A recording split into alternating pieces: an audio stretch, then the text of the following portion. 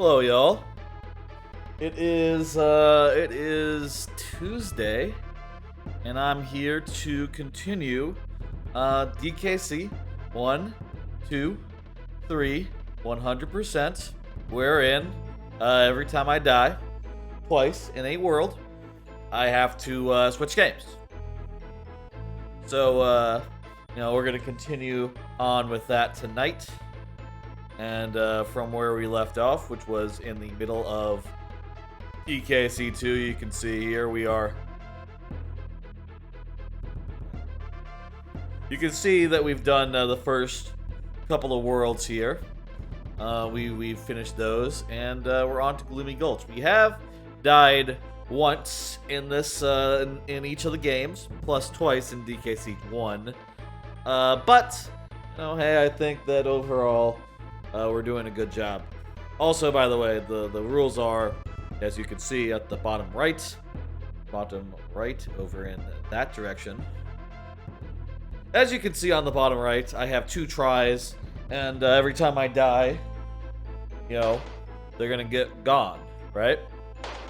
And once I run out, I switch games. So going from DKC1 to DKC2 to DKC1, and then back again to DKC2. We're starting from DKC2 because that's where we were. That was the last game last time, where we ended up.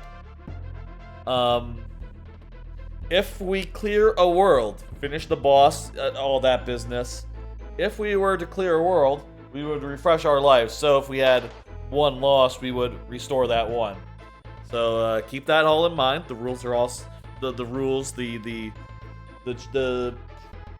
setup is all written down there anyway, beneath me, so you can look at that at any time. It's also lists where exactly we fell in our quest so far, which I believe is World 3 DKC1, then World 3 DKC2, World 4 DKC3, and then back again, failing on DKC, World 3 of DKC1 again. Quite unfortunate to die twice in the same world in DKC. I guess, I'll say last time I did sort of this, it was DKC1 that gave me the most trouble then too, so it is what it is, I guess. Anyway, I have some quick updates up front I want to share, just run through real quick. First one is I've been having some more splitter issues. In fact, right before I started this stream, the splitter was giving me some really bad choppy audio, which I'd never heard before, and sure enough, when I switched the input to another, I switched one of the settings from one setting to another, that cleared the issues right up. Not an issue with the capture card, not an issue with any of that, which just frustrates me to no end that the splitter is giving me this sort of issue. With the issues I've been having with it, I see no choice other than to return it. Also, I do have one coming, another splitter to try out in the next couple of days, but I'm not sure if it's just literally a carbon copy of the one I got. I guess I could, because basically this splitter also downscales to 1080p, which is really convenient, but at the same time, like, if I were to try another that did exactly that, I wouldn't be surprised if they use exactly the same chips and have exactly the same issues, which is a shame. Maybe I can try like a different one that doesn't do that, and then also pair it with like a downscaler or something, like another device to add to the chain. But that seems like a whole, that seems like a thing I should do only if it turns out that this next one doesn't do the trick, which, who knows. Hey, I'll find out when that arrives and I'll plug it in. Follow up on upscaler. So last night I did Paper Mario Thousand Year Door, and middle of that stream we realized that the audio was out of sync. Turns out the new upscaler I got, while it doesn't have interlacing issues and the sound does work with my new splitter, it was having fucking issues wherein the audio fell out of sync after running for too long and needing to be manually fucked with in order to fix it. That sucks. I can't be having that. God damn it. So, my honest hope is that, like, look, the only reason I needed a new upscaler is because of the splitter not being compatible with it for some reason. And if the new splitter happens to work with my old upscaler, maybe the problem will solve itself and I can just, not have to worry about upscaling. I have heard suggestion that maybe I should just, get a, the simple no fucking around answer here is to just emulate it. Is to just play the GameCube games off the PC where, like, I can just render it in 1080p and it's no big deal. And actually it'll look a lot smoother, a lot crisper, and all that. But, I got a physical GameCube here, and even not for just streaming stuff, I would like to be able to play games off it. Even if, I were to not stream them, I feel like that is my preference, to play the actual games that I have off actual hardware. That to me is preferable to, emulating them perfectly good. Even if it's not really as ideal, right? Even if it's not really as good. It's just, I would prefer it that way. Anyway. Next, there's the no Thursday stream this week. That's because instead I'm doing a Sunday stream. It is a coincidence, by the way. It turns out that JoJo's Bizarre Adventure Part 6, Part 2, the second drop of episodes on Netflix, happens to be on Thursday.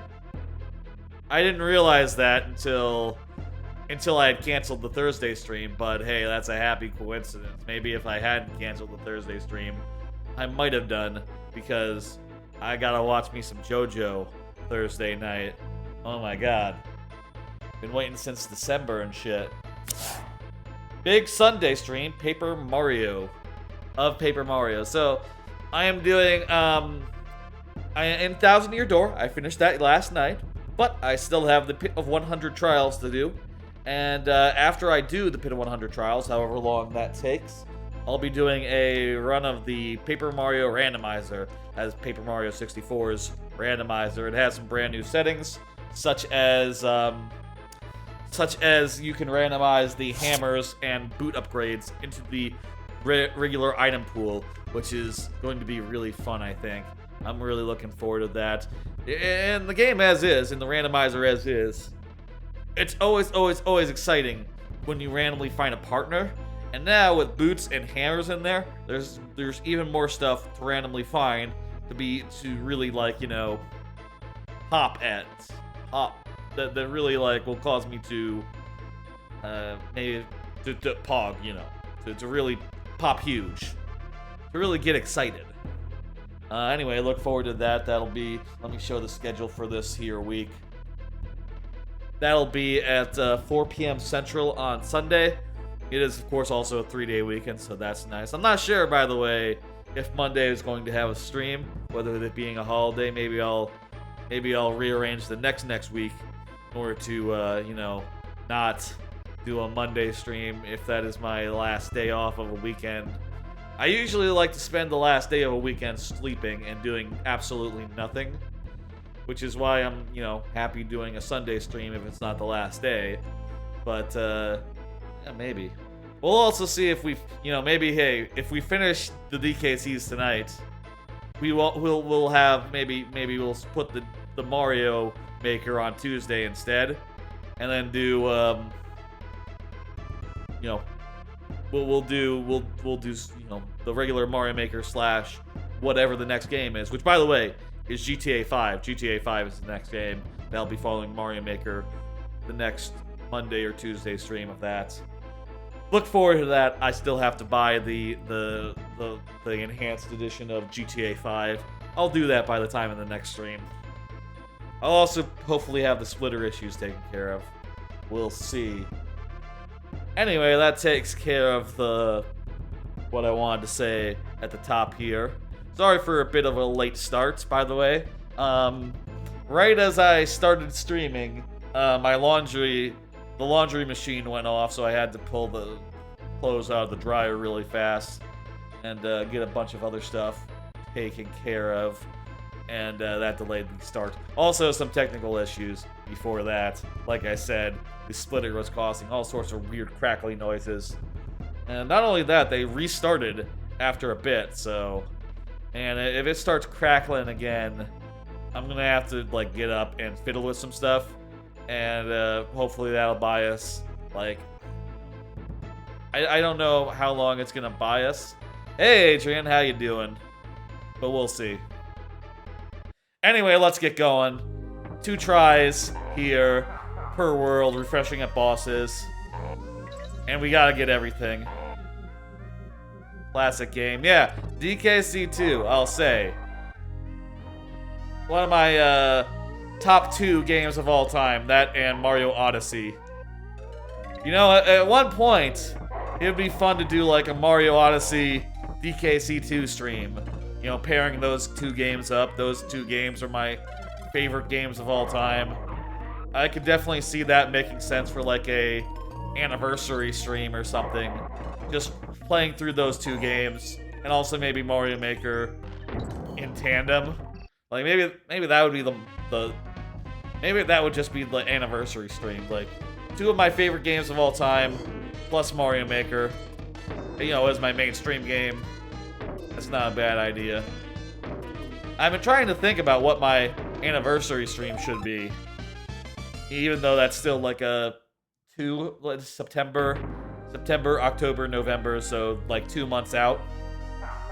And I feel like the idea that I have would be, you know, DKC2, DKC, or Odyssey, or like top of my mind, right? But at the same time, maybe I should, you know, I should probably include Mario Maker. It's my main game after all.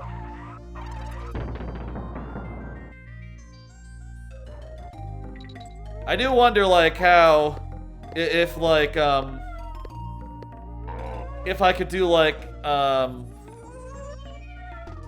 switching games back and forth, including some viewer levels, right? Like, would it be viable to do like a world of DKC2, a world of Mario Odyssey, and then a handful of viewer levels, rinse, repeat? Would that be viable, you think? Or would, you know, like the Mario Maker crowd object to like, you know, only getting in a few of them. Jeez, I thought I was dead there. Only getting in a few of them before switching off. DK coin is beneath the stage, isn't it? Maybe not right here, or else the screen would scroll, I would think.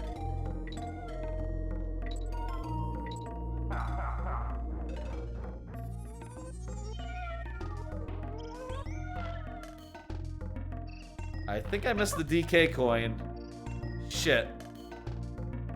If only they made DK Maker. Yeah, that would be rad.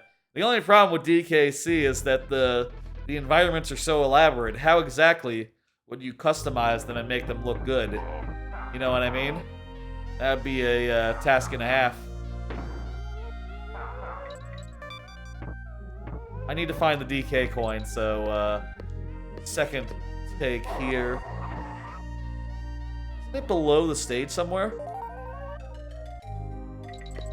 But I'm a little worried because I don't want to, like, accidentally lose one of my lives looking in the wrong pit. Excuse me if I'm a little cautious. Oh, hey, here it is, here it is. There we go. The camera moved down a little bit, that's how you know. Alright, next level. I would love DK Maker, but honestly, for me, I think my preference would be if they just, like, incorporate some DKC elements into Mario Maker, right? Like, if you could have barrel cannons in Mario Maker, honestly, I would be happy. That's all I want, right? Like, barrel cannons, you know, like, maybe you get, like, a couple other elements, like, you know, a steel keg or something. That would be fine. But, like, barrel cannons, that's the important one. In fact, to me, I think it would be great if they could just do, like, here's a barrel cannon, here's another type of barrel cannon. Just give me, like, every sort of barrel cannon that you can possibly do. And I think that would be rad for, like, you know, like a Link power-up thing, right? You know how in Mario Maker there's Link levels, right? I don't need, like, a DK costume in Mario Maker, but I would like the barrel cannons. That would be my ideal Donkey Kong content in Mario Maker.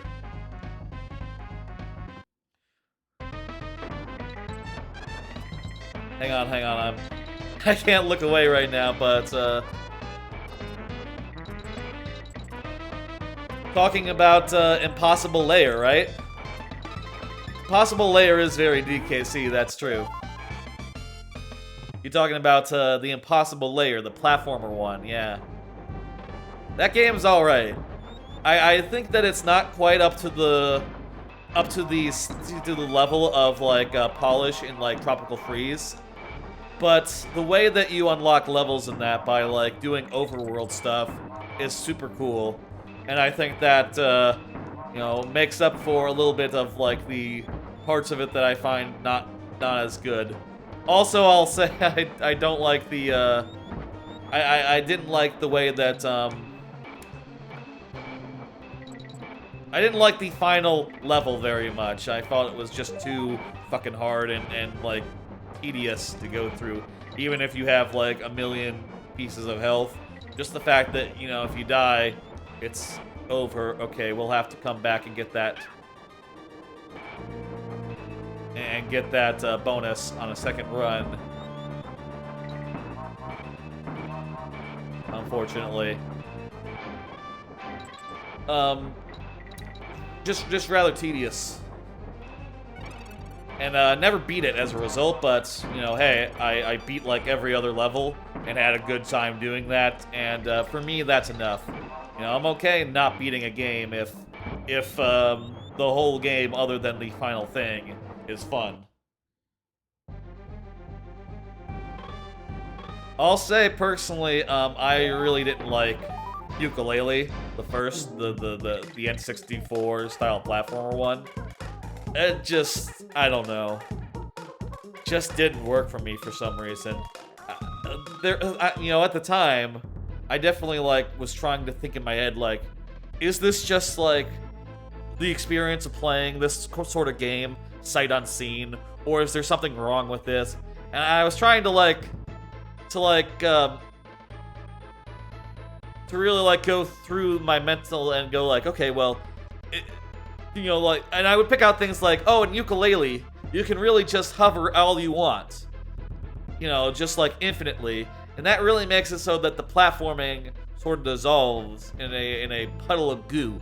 Because, you know, you always can rely on your hover move to get around. So they end up putting the platforms really far apart and making uninteresting lines. And that's different from in Banjo-Kazooie, where you can think of like, oh yeah, climbing up the tree. There's a bunch of platforms really close together, and it's interesting to jump from one to the other. Whereas, like, imagine if the platforms were like a million miles apart, because you could always do that. You know, that would be less interesting and less solid, I think. But also, you know, hey, that's it. I'm not sure if... It was also just really frustrating to find all the collectibles, and like...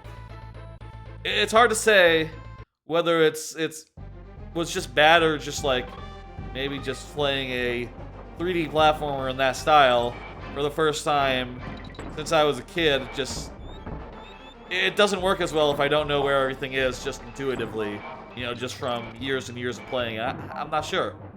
Then again, I've seen people play like Banjo-Kazooie for the first time and love it. So maybe it's not, you know, maybe it's not a problem with Banjo-Kazooie, just a problem with Yooka-Laylee. And also I see, yeah, the streamer was frustrated with the end. Yeah, I just literally gave up. There's other games like that where I will, you know, I will start it and then never end it. Like, I feel like the most famous example, and a game that I actually love. A game that I actually love is, by the way, failing a bonus does not count as losing a life or losing a try. Even if we do need to beat it. You know, like, in that case, we already beat it, so we didn't actually need to. But even if we need to beat it, failing a bonus is never a life. Shit!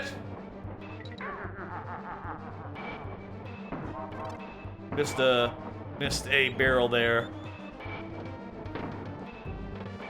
The most famous example of that, a game that I have not finished, that I love, is, or not finished that often, that I loved, is Wind Waker. Of course, it is famous for its Triforce business. By the way, if we miss that jump, I'm just gonna exit out and restart from the checkpoints. It is famous for its Triforce business. Also, quitting a level does not count as losing a life, by the way. It is famous for its Triforce quest, where you have to, you know, find all the pieces of a Triforce, and it's really just... There we go. We got it. Now we just got to do this right. Excuse me, it's serious time. I need to pay attention here. Oh, whoa, yeah, ooh. There we go. In Wind Waker, whenever I replay it, I usually get to the Triforce quest and say, okay, I'm done. Thank you. That's good. Because the Triforce quest is like the end of the game, and after that, there's only just like the final dungeon with Ganondorf, and there's not even that much puzzle solving to be done in that dungeon anyway. It's not really a real dungeon, so like quitting at that point, you pretty much played 100% of everything that's good in that game anyway. So I'm honestly just fine quitting and going like, okay, time to move on to other games to replay or whatever. I don't know if I'd do that if you know, if we were ever to play Wind Waker on stream, which, hey, you know, it's one of my favorite games, and I love to play my favorite games on stream. If I were to ever play Wind Waker on stream, I would probably complete it, honestly. Though, you know, hey, who knows? I'll say there have been opportunities to, you know, replay some of my favorite games entirely on stream, and I have instead played them off stream. You know, like when Majora's Mask came out, I had that as a off-stream game and just merely streamed, you know, sort of check-ins. When I did the dungeons, I had those be on stream, but not the whole game. Because, you know, I kind of enjoyed having it as a you know, thing in my free time when I'm watching a thing or whatever. This is always hard, so let's just do this. Bonus barrel. Bradley isn't the DK coin, is he? I hope Bradley is. We need to destroy the baddies or just get to the end? Oh, it's get to the end. Okay. Cool. Okay.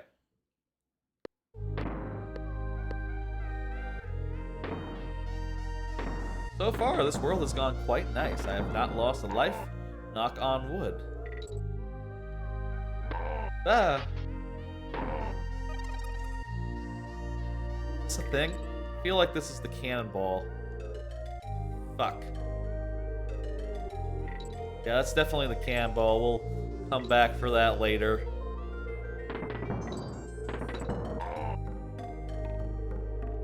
It is preferable for me to come back later rather than losing a life, since, like I said, like you might notice, the okay, yeah, here's the DK coin, right? My tries are limited. There we go. All right, let's go. Second, go get that that midway bonus dealie. It's not really a bonus barrel, I suppose. It's a bonus cannon. This level, I'll say, has one of my favorite little pieces of level design in this, in general. And something I love to use myself sometimes, and occasionally, not all the time, mind you, in my own making, which is this shit here, which is just like a bunch of little vertical platforms at various heights, and you sort of have to navigate them. I think it's just a really clean, basic piece of level design. Can't go wrong with it. Always good to slip in some of those for flavor or for whatever. Huh.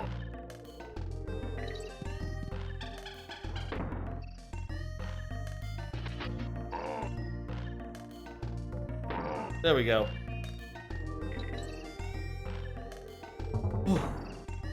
Nearly didn't make that jump.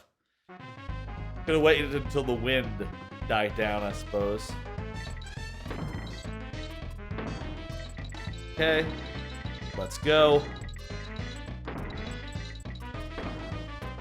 I'll say, one of the things in my Super World in Mario Maker that I wanted to take a lot of inspiration from was these sorts of bonus mini games. For a lot of my last levels, I went with 20-second levels in the mold of a bonus level from DKC, such as that one.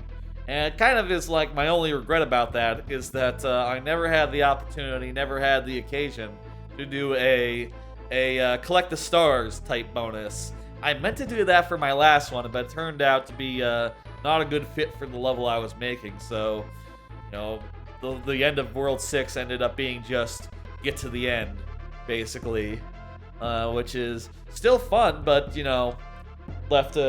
never made a collect the stars type bonus. I did make a green banana bonus, coincidentally enough, which is sort of a fun stretch at least, but I would love to eventually make a stars bonus. That's not in the plans, by the way, for the last world or this world, because from now on out, they're all going to be full levels. No more short levels in this super world. All full length, full on, serious ass levels.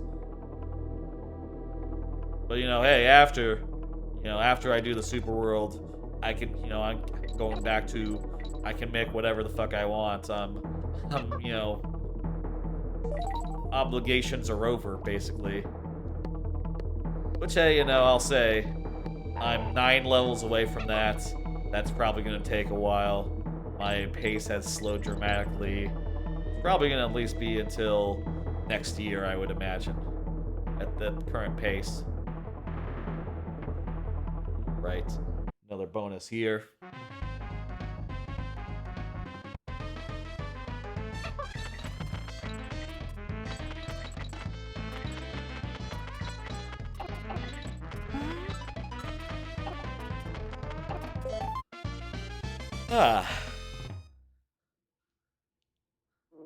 I'm sure I'll come up with, going back to what I was saying about an anniversary stream, I'm sure I'll come up with a really good idea, like in the weeks before that, that anniversary, and that'll turn out to be something real fun.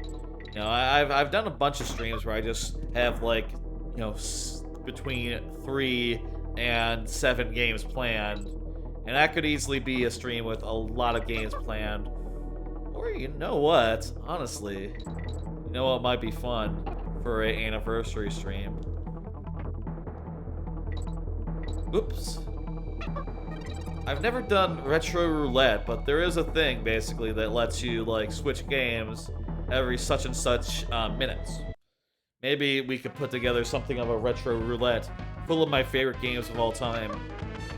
Though I think it would be fun, like, if it was, like, 5 minutes of each, right? Like, rather than, there's a streamer I like, I watch, called Dan Reichert. He's a cool dude. And he's done retro roulette a couple times where he switches games every 20 seconds. And it's really just sheer madness. I think maybe it would be fun if it was more like 5 minutes, so you could really just, sink your teeth into each game as it comes, and it's not so, it's less spontaneous, but more like natural, I guess. Does that make sense?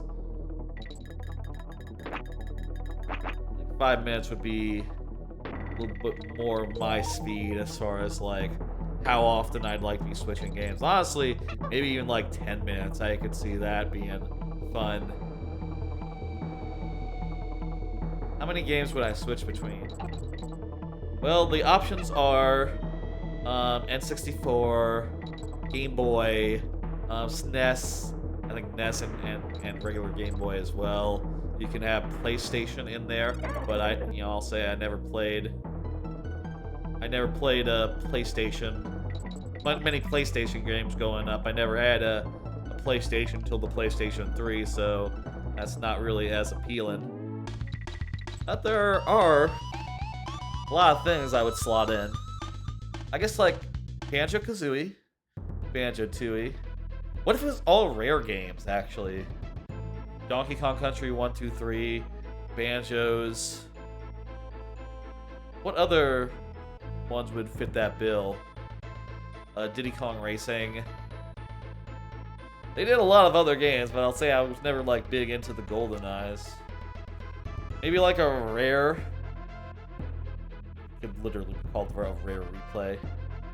Geez, we're doing quite well. We've gotten to the second to last level, though. Let's do Clobber Carnage real fast. Oh, we don't have any. Run away. We don't have enough coins. And we won't have enough coins in the last world to do the last Lost World level either, so, hey, that's just how it goes.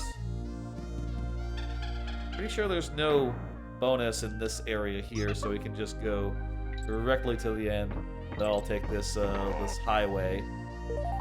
Highway as in the upper path, not like, a means of fast travel through a state, or, not like a freeway, is what I'm saying. I love chests. Oh wait, there totally is a bonus. Oh no, that's not a bonus, that blasts you back. I love the chests in this game. Like, breaking it open and getting an item, that just makes perfect intuitive sense. And also, it's a little bit thematic, because it's, they're themed to pirate treasure, treasure chests. And makes absolute perfect sense. If anyone is making a game about pirates, go ahead and steal that. Just like have it so that you take a chest and you throw it at a guy. Imagine if in Zelda you were throwing chests at people to get your key items out. That maybe would be absurd. Maybe doesn't make quite so much sense. Web Woods. The Wood of Webs.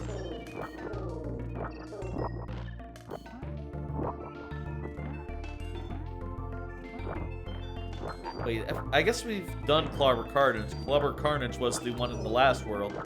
No, this would be, Fiery Furnace. That would be the lost level in this world. That's right, Fiery Furnace.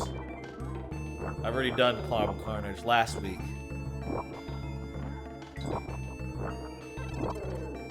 One thing that's always, like, weirded me out about, like, Squitter is, like, if you go too fast, you can end up with, the web that's under you being the one that automatically goes away. Because I guess you were last standing on, like here, if you start shooting your web before you land on the next web, it doesn't know that that one's the one you want to keep around. Fuck. Case in point, exactly that. I should be less,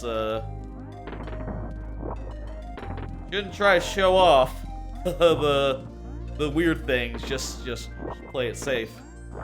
Still, I just got another DK, so another DK barrel, so wasn't a big deal. Okay, here, what we want to do. And it makes sense for the ones that you're not standing on to go away. Like, in the case of this, where, like, if you do a web wrong and you want to, do it right. Okay, here we gotta follow it back. If you fuck up your web, it absolutely makes sense to, want to do your web right. I think this level also ends with a DK coin in the end flag, so we're gonna have to time that very, very well. All right.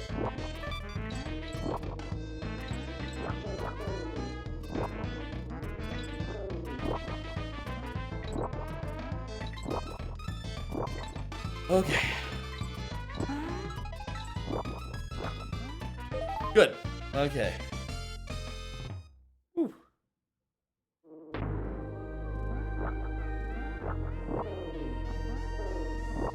Let's do it. I think they fixed that in they might have fixed that in the Game Boy Advance ports. Though, you know, I'll say, like, the interesting thing about those ports is apparently they remade the games without any of the, like, original source code or original, like, assets. They had to copy that shit off, like, they had to, like, awkwardly copy that shit off, like, I don't know how they did it. Literally, maybe just, like, the way that you would... Fuck.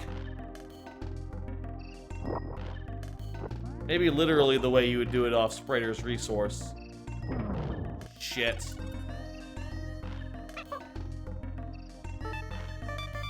That was a bonus.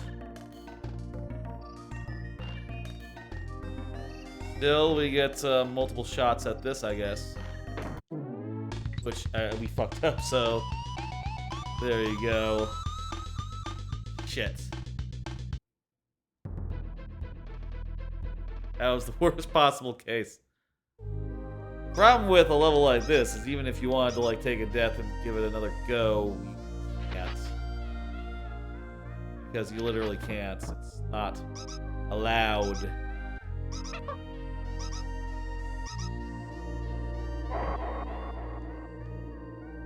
Okay, take two.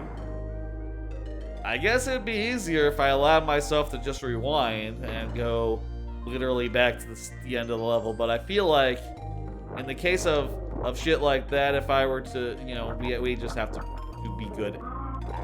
Shit. I say be good and then I get hit. That ain't good.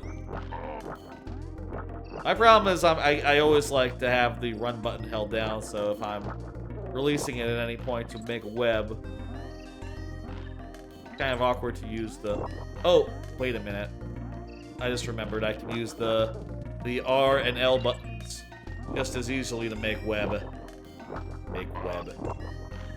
I can make web with the shoulder buttons as well.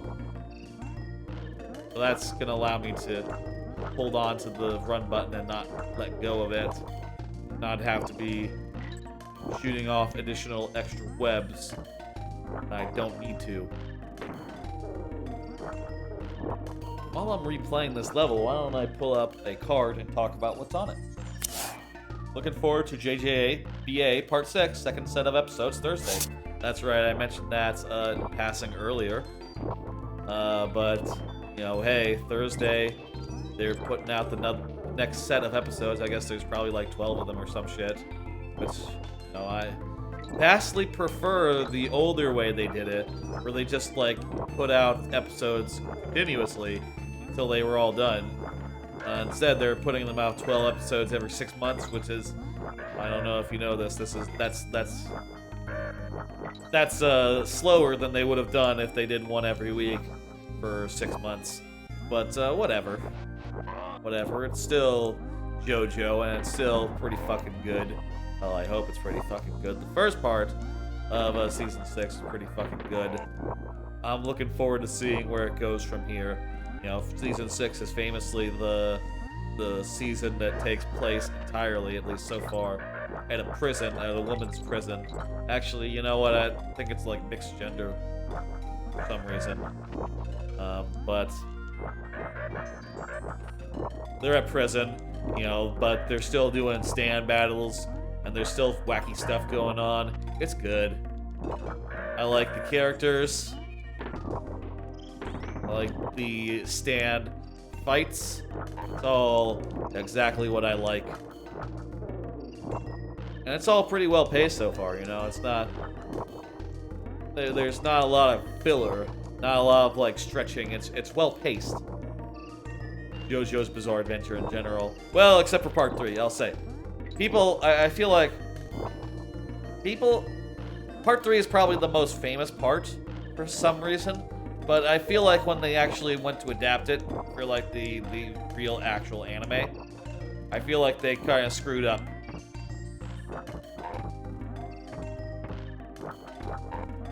They made it a little too bloated, if you know what I mean. If that makes sense. Basically, after a certain point in part 3, they start making everything into two-parters. Everything. God damn it.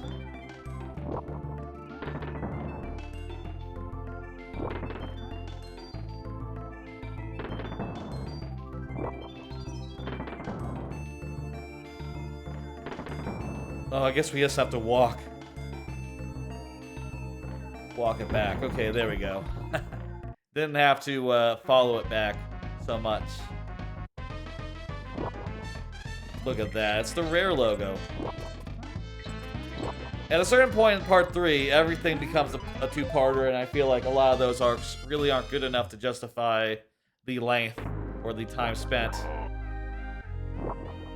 You know, and it really gets bogged down. That said, there are some phenomenal episodes in there. Like, I think like the Darby stuff. Yeah, there we go. Good. Alright, we got through that, and look at that. We didn't even lose a life. We are very well positioned for this boss. For getting through this whole world without losing anything. And we'll do this as well. Fiery Furnace, which is a difficult level, but you know, it only has one bonus, so that's nice. Don't have to worry about that so much. Just have to worry about making a mistake, flying into lava. If I go into the lava, I will be very unhappy. Ooh. Surprised that count as a hit for me. There's so many types of barrels in these games, and like,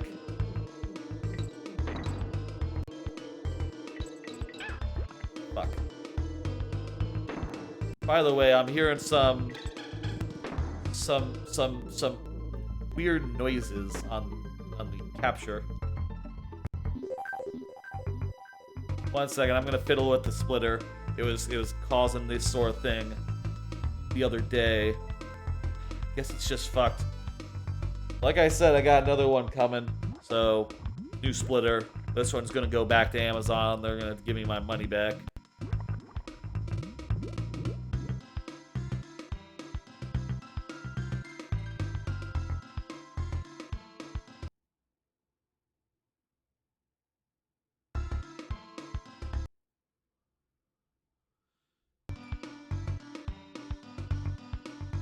Okay.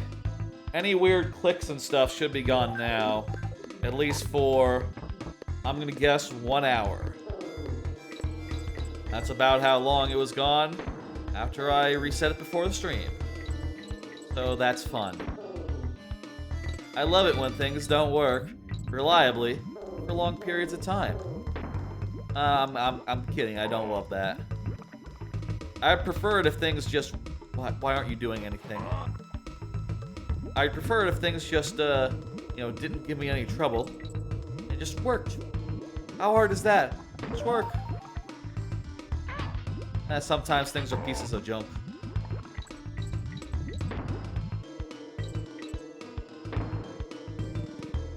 Good, okay, there's another DK barrel. Whenever I take a hit, I'm just just like on edge after that. I like in DKC that like all you get is 2 hits. I feel like that's the right number for like, oh, you have a little buffer, but not a lot of buffer. At least in a platform, right? You know, in an action game, I like more of a buffer. And I especially like it, you know, like in a Zelda game, for instance, that sort of game, I like to collect more and more. I like to collect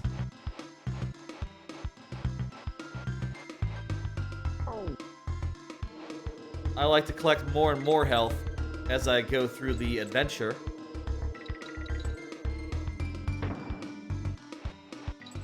Fuck, I hate these guys. I wish I had... Fuck him. Fuck, I'll come back another time. Didn't get the DK coin. I hate relying on those guys to send me up. I feel like there's no reliable way to make sure that they throw me and they don't kill me. You know? Like, I don't know how you can trust them to do what they're supposed to do.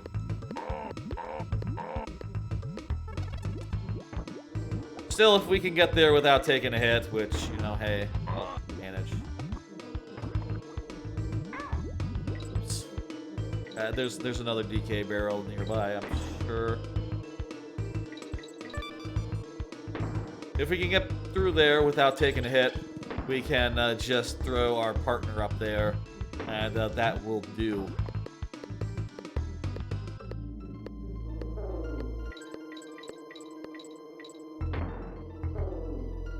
Perfect.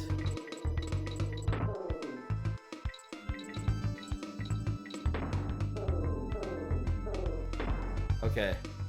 Next time, if we were to fall, we can, or, you know, if we were to not get the thing, I can button out, and I can just retry from there, you know, from the midpoint.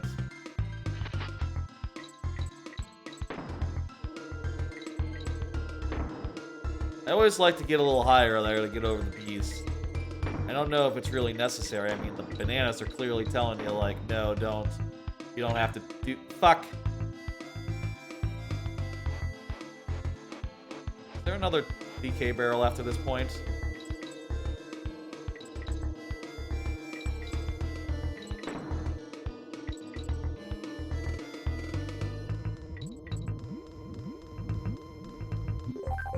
Get out of here. For no reason. Let's just... I don't think there was another DK barrel. I know, that's probably the first time in this that I have, like, potentially been like, okay, I'm just gonna, you know, hey, quit out. Not sure if we could get the thing anymore. At least without doing some business. There's another DK barrel after this. Sure, yes, right there. Don't mind if we die. But I'm not sure.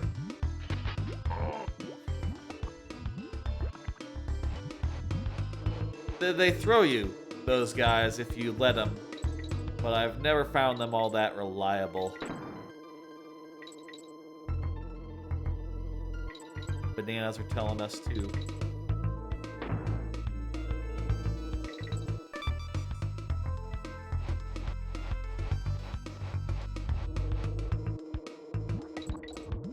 Trust in the bananas. It's always rule number one for DKC. Just trust in the bananas. They'll set you right.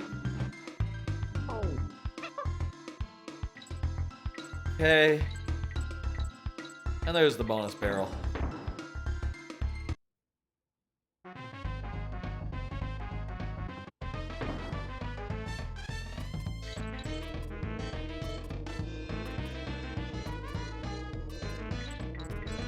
And yeah, there wasn't another DK barrel, so I was absolutely right to button out. I just don't know about those cat of nine tails. I just never like using them for...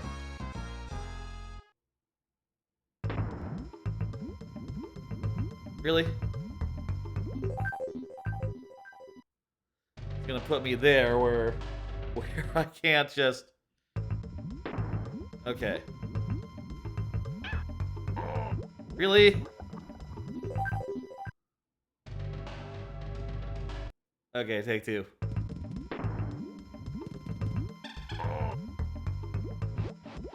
I don't like relying on those cat of nine tails because those cat of nine tails, they just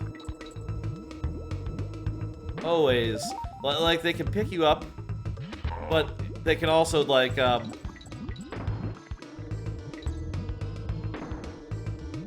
they can pick you up, but they can also do another thing to you, which is they can hit you.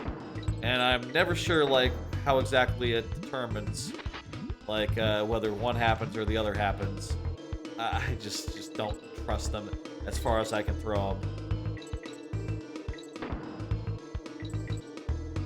You know what? You probably want to wait a little bit in the other barrel, and then you can get through those the way that the bananas are saying that you can. See? No throw. Instead hit. Can't rely on them.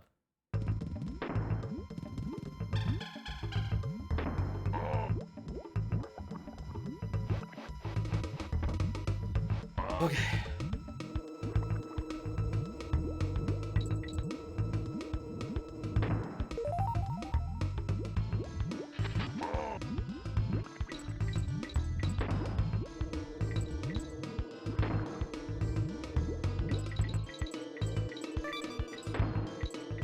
If I were to name, like, least favorite enemy in the game, I would probably say the Cat of Nine Tails, just for, like, one, they're quite persistent, you know, how they chase you, and it can be really...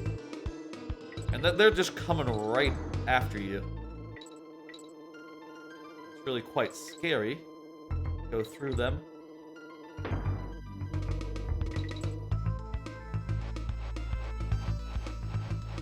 And also, like, you know, the unreliability of, like, whether they throw you and are basically harmless, or whether they, you know, actually hit you.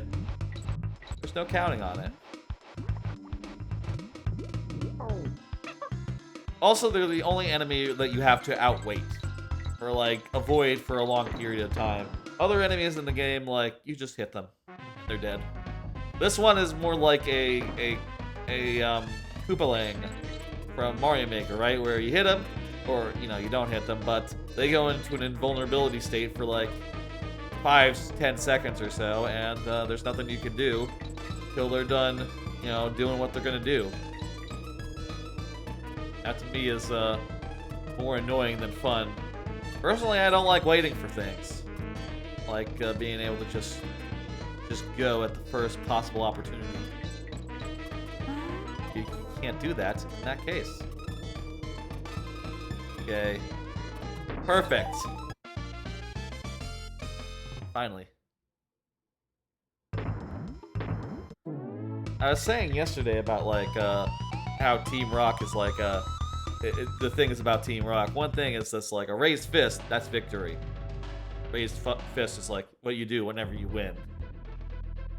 Like, if we're talking, like, you know, like Rocky, for instance. Raised fist.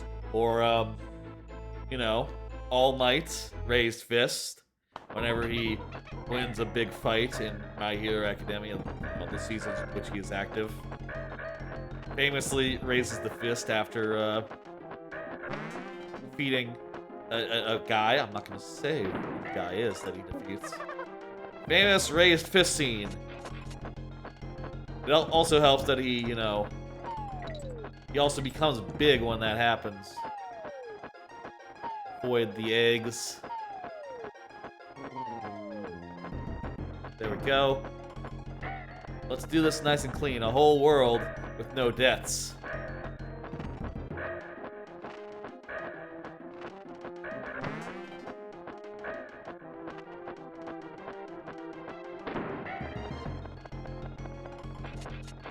Oop, wrong way. Here the eggs are gonna come one way and then the other way.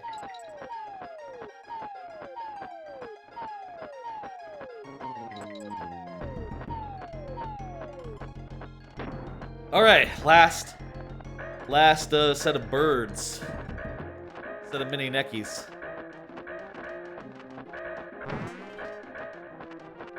Look at that, it spawned right under us. We don't have to do nothing now, we just have to wait. Perfect. Got through a whole world, no deaths. Alright, there's just 1 1/4 worlds left in the game. Hey Rules Keep is next. And by the way, how are you? I'm doing well. We just beat it world 5 of DKC2. You know, we still got a lot of the other games left, but Hey, that's we're making some good progress. We're heading into the last real world. By the way, the final part of this world will count as a boss, even though there is no boss fight. That is how I have decided to do it. Is there a thing up here? I thought there was a thing up here. Maybe that's in another level. I'm doing well, Paul. How you doing? I had a big old nap before the stream, so I am not so tired. But I am dealing with some issues with my splitter. It's causing some audio issues. Just started like right before I started streaming, which is, you know, always fun when your equipment starts failing you right before you go live. If eventually you start hearing some clicking noises, I'll have to do a thing to fix that. But, you know, I'll fix that and then it'll be done.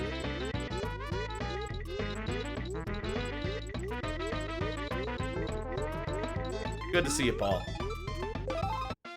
I keep saying that. I keep saying things. That's all streaming is. It's saying things. You say things, you play a video game, and eventually, you know, you send people somewhere else. You're having issues with your MacBook Pro. It's acting a fool. That's a very funny way to put it. Yeah, don't you hate it when your equipment acts the fool? That's a shame. I hope it's not a brand new Mac Pro. That would be even more fucked up. Well, I guess actually, hang on. Maybe it'd be better if it was brand new. Then you could get a, you know, that's more likely to be in warranty than if it was somewhat old.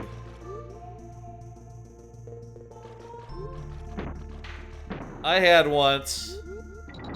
God, I had some miserable fucking luck back when I was in like college or whatever. You know, I'll tell you, I haven't had like laptops since I was in college. You know, since I've been living alone and not really going out to like attend class or nothing. It turns out that a desktop computer is more my speed right now, and I've had one of those for the last 6-8 years. But the first time I had a laptop, it broke like 6 times in the first year, and you know, Dell ended up just flat out fucking replacing it. You know, flat out just going like, okay, here's a completely different laptop. It's actually a little more expensive than the one you bought, but look, the one you bought, that one's fucked. We can't fix it. It keeps on failing. Whatever. Here you go. We give up. That was just like the most fucked up shit, and just repeated hardware failures. Like, Then I got a Lenovo Yoga. That was my laptop for the longest time. It still is like working, I guess, but it doesn't like that Lenovo Yoga that I have. It's sort of in a drawer right now. Whenever I do fish it out to like travel with or whatever, it doesn't connect to Wi-Fi anymore for some reason, which makes it not as good as a computer as you would think.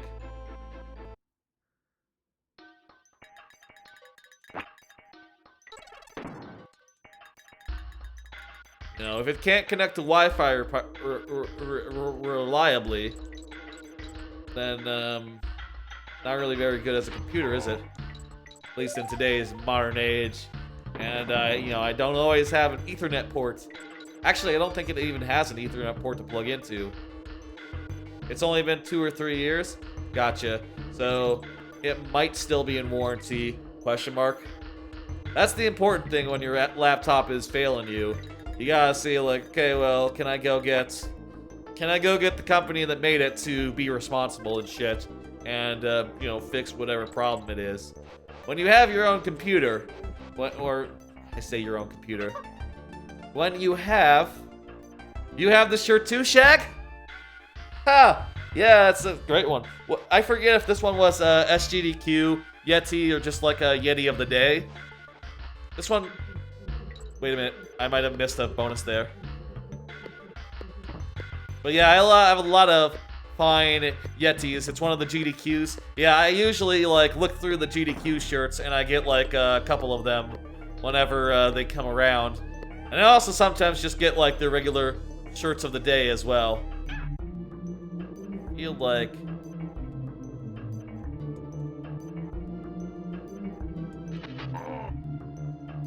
I might have already missed a bonus.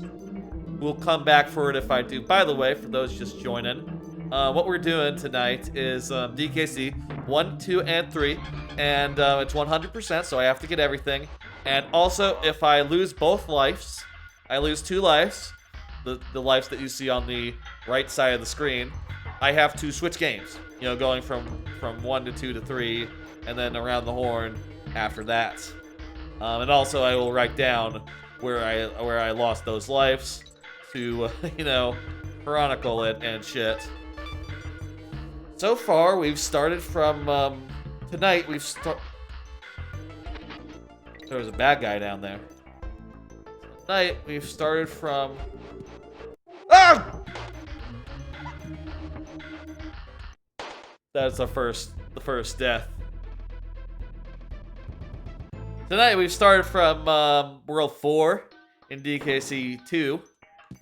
Or, sorry, World 5, I guess. Yeah, World 5. We gotten through it, so now we're here on World 6, you know, Castle World. And, we're just doing our best. And, yeah, we now have 1 life, so it is now do or die from here on out, so that's fun. I didn't need that life anyway, I only get so many. By the way, if we were to beat 2 of these games, if we were to beat 2 of these games, we would have to put in a third, another game to, like, be the punishment, right? Like, if I were to lose lives after that point. And, the plan for that point will be that I have DK64 randomizer waiting in the wings, and, if we were to beat 2 games, DK64 randomizer would be the thing we'd have to do. Basically, just find 2 golden bananas, and then we can switch back to whatever DKC is the last one. Shit.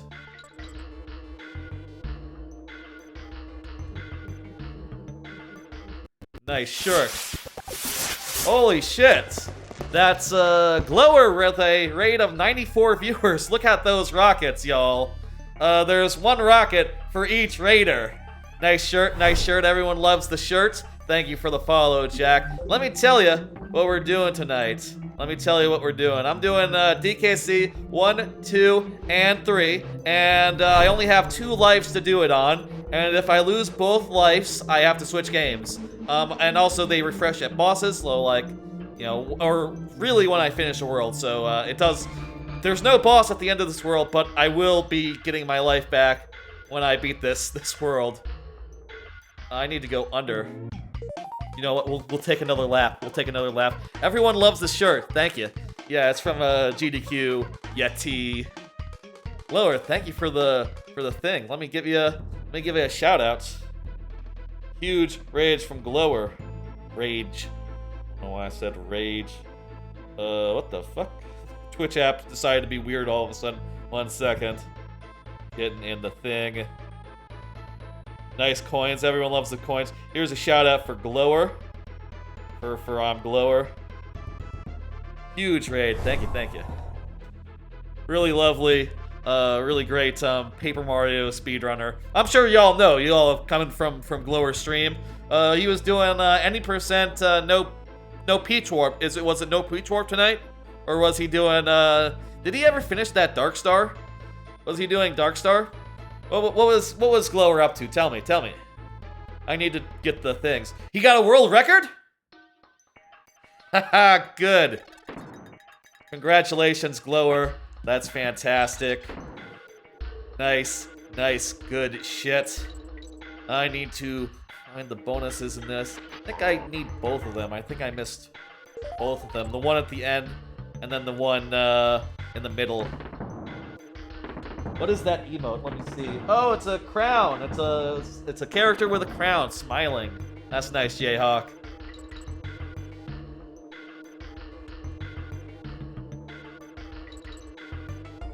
Paper Mario game. I say. Game that I love. I love Paper Mario. TTYD probably more than the original, personally. It's just for like the creativity and all its like scenarios and stuff, and like the the iterative improvements as well as far as like the gameplay goes. Here we go. We gotta do over here. I really kicked myself after missing this one first time through.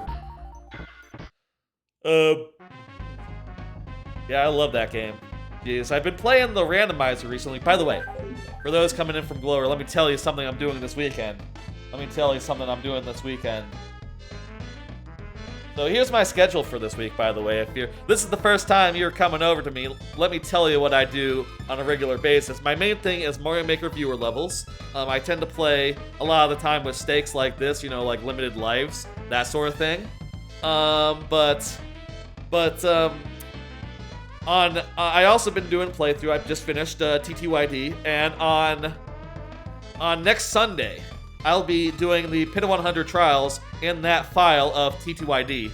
And then after that, I'll be doing Paper Mario Randomizer with 7-star spirits required. So it's going to be a very long stream, probably like, I would guess like 8 hours in total, maybe. We'll see how long that goes. Should be a fun time. Anyway, that's coming up starting at 4 p.m. Central on Sunday. Usually I do a Thursday stream as well, but that I had to cancel that on account of I'm doing a Sunday stream instead. Also, turns out JoJo's Bizarre Adventure comes out on Thursday, and man, I gotta watch that season and not do a stream that day, just because that's just how it is. Alright, let me take that down. Oops. Should have took that down before I started playing, but hey. Not always thinking. Alright, we just gotta get to the bonus at the end here, and we can move on to the next level. Write up a review. Wow, no one has ever redeemed that before. Let me go to the computer. You don't know what you just did? Well, let me tell you about that. So, that's redemption. You don't mean it? Do you want me to take that back? Okay. We will consider that null and void. You want me to continue playing the game? Okay. I'll refund that. I'll refund those channel points, Jayhawk, if that is your wish. Let me know if you want to get something else done. I can refund that now and do the thing. Oh, okay. You hit the button by mistake. Gotcha. Okay, we'll keep going. I'll tell you what that is, though, just for, like, future reference. I've been currently, like, going through my backlogs and, writing highlight message. Hey, look, a highlighted message. We barely ever see any of those. Thank you, Adrian. I've been going through my backlog and writing up reviews for those games, like, chronologically. Usually 5 at a time, though I will say I've stalled out recently. It's been a while since I put up the last one. Let me check what exactly are the next 5 reviews I need to write. Fuck. Whoops. Let me check real fast what exactly those reviews are. 1 second, I'm gonna go over to PC.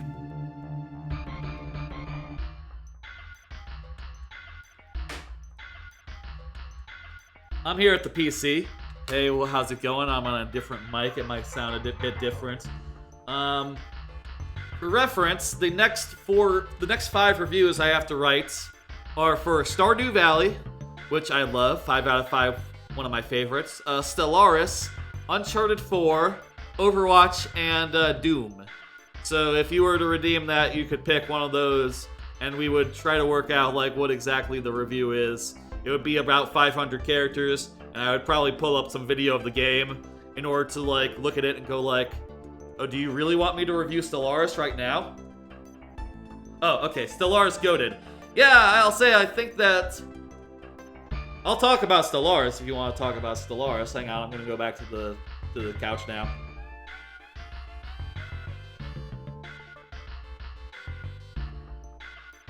Yep. Hang on, 1 second.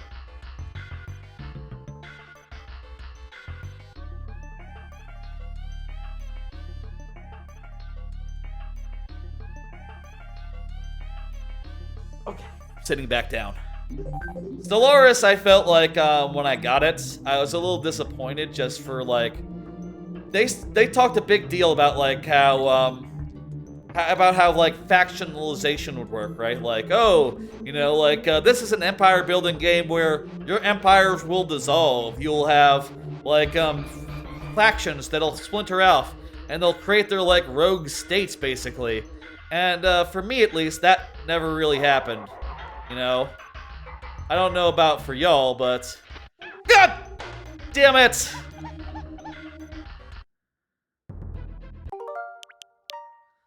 That was the second. That was the second life. We have to move to DKC3 now. Dang it! Stellaris, I felt like I was a little disappointed by like the when I played Stellaris, I felt like the factionalization didn't really lend itself to much. You know, I was expecting it to be like, oh, your Southern Empire broke away, you know, and shit like that, right? But turns out all you had to do was put everyone into massive states, and then it was basically an impossibility for like a couple planets towards your periphery to like figure out and like split off from you, right? Or like to create a faction that could spread throughout the whole sector and split out as a whole, because it's like, okay, well, the state is, you know, basically, if you just made Texas-sized states or bigger, you know, and just had like a couple of them, like what I did is I had like one state for every arm of the galaxy. Like, no way a couple planets could really break off and be their own thing, because literally it could only break off as an arm of a galaxy, which, you know, it's never going to do. All right, time to switch games. Oh, also I have to put this in. Let me put it into the text of that's below my image. What happened?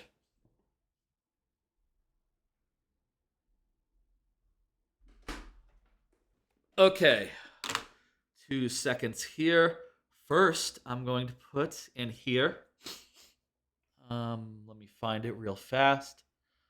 The explainer text. I'll say I died. It died in, what is that world called? It's World 6 DKC2. That is K Rules Keep. K Rules Keep. Keep DKC2.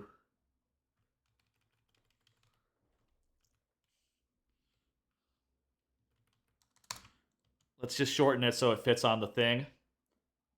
Died. K Rules Keep. There it goes.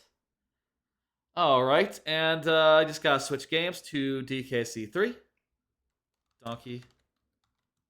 Oops, see Daisy. Switch to Donkey Kong Country 3. And let's go. There we go. And one more thing. Switch up the heads, and now they're Donkey Kong Country 3 heads. Fantastic. Let's continue.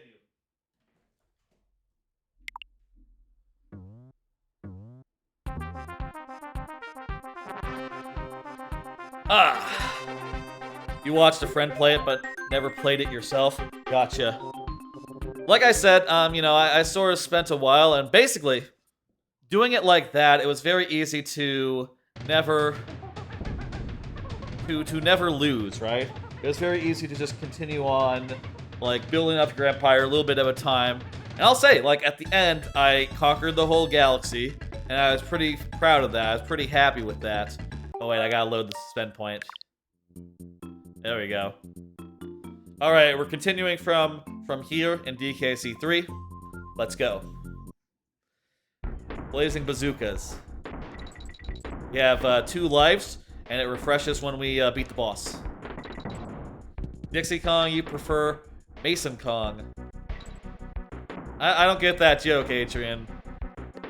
Like a Freemason? Mason Dixon? That's like a reference to like Southern... Fuck. God, if I die here, I'm gonna be very unhappy. This is where I died the last couple times. Also, you know what? I can't remember if we got that bonus. I bet we didn't. Dixie is southern, Mason northern. Ah, okay. You know what? Before we do anything here, I'm gonna run up and I'm gonna get the DK barrel up here. Just as a precaution, just to be safe. Now we cannot be killed in one hit.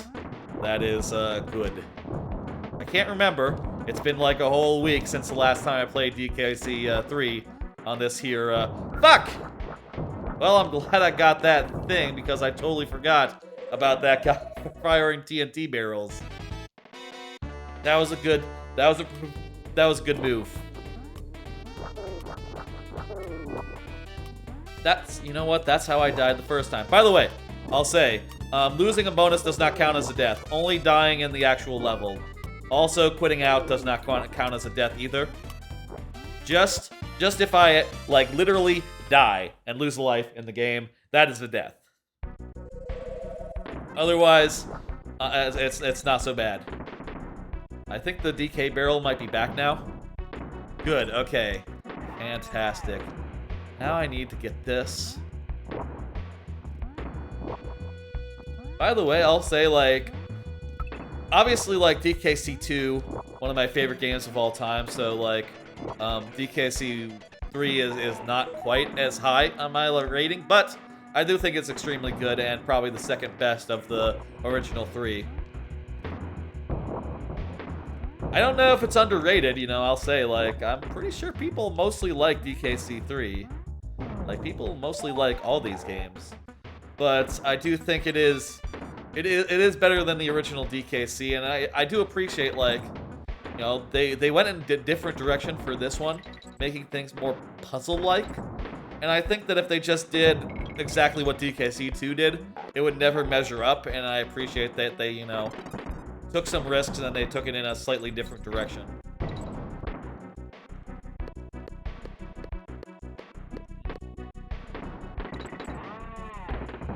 The Dixie Chicks?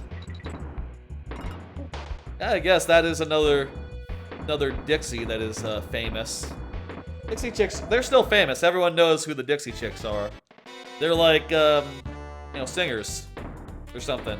You know, I don't know I've ever heard a Dixie Chicks song. I don't know if they're like country singers or what. I don't know their genre.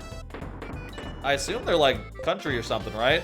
They're like southern country type music. I'm just not very familiar. You think DKC has the best graphics of the bunch? That might be true. You know, it's the newest one. The one they had the most time with, and hey, at the time this was coming out, N64 was around, so, you know, everyone was getting into 3D graphics at that point, so, did we get coin? Yes, we did, we got coin, okay, good. Okay, there's Blazing Bazookas, just low G Labyrinth, then we'll be on to the boss, Chaos. For this one, for this game, I'm going to do the last world. Last? They changed their name to the Chicks, dropping the Dixie. Gotcha. I understand there's connotations with Dixie, but, you know, I've always been I don't have a problem with Dixie Kong's name, though. I'll tell you, well, I named a dog after Dixie Kong, and she is just the cutest dog. She is a cute little girl. She loves to run up and she loves to eat. Those are the two things. She loves to eat most of all, actually. But, you know, she'll come. She's always, whenever I stop by my parents' house, she's always running up to me, jumping on me, being very cute and loving. I'll be very sad when she passes away. But, you know, she's like 15 years old at this point. It's, you know, what are you going to do? Like, you know, Eventually, Dixie will be no longer around, but fuck, I hope it doesn't happen anytime soon. Love that dog. Good. Let me see if I have a picture. I have pictures of Dixie.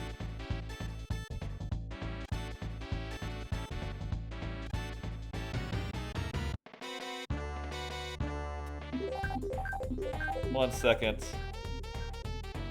Get you a good one here.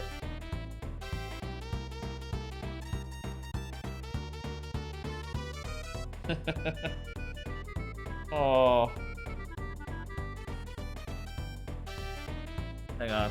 Let me turn down the brightness. No, let me turn it up a little more. Tiny bit of brightness. Okay, 1 second. Let me find a different one.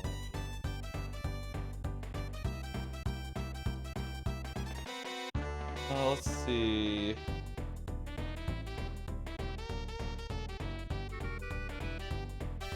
That'll do. That's a pretty recent image, too. She is very cute, Dixie. Oh, I'm not sure it really picks up, but maybe you got the general idea. She is a very cute girl. Very cute snout, very small dog. You know, not that big. Maybe like this big, maybe. She's cute. Okay, putting down the phone. Back to the game.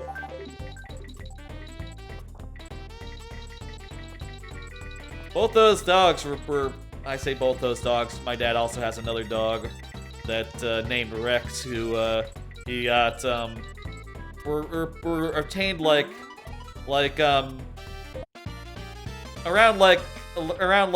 2010 or so.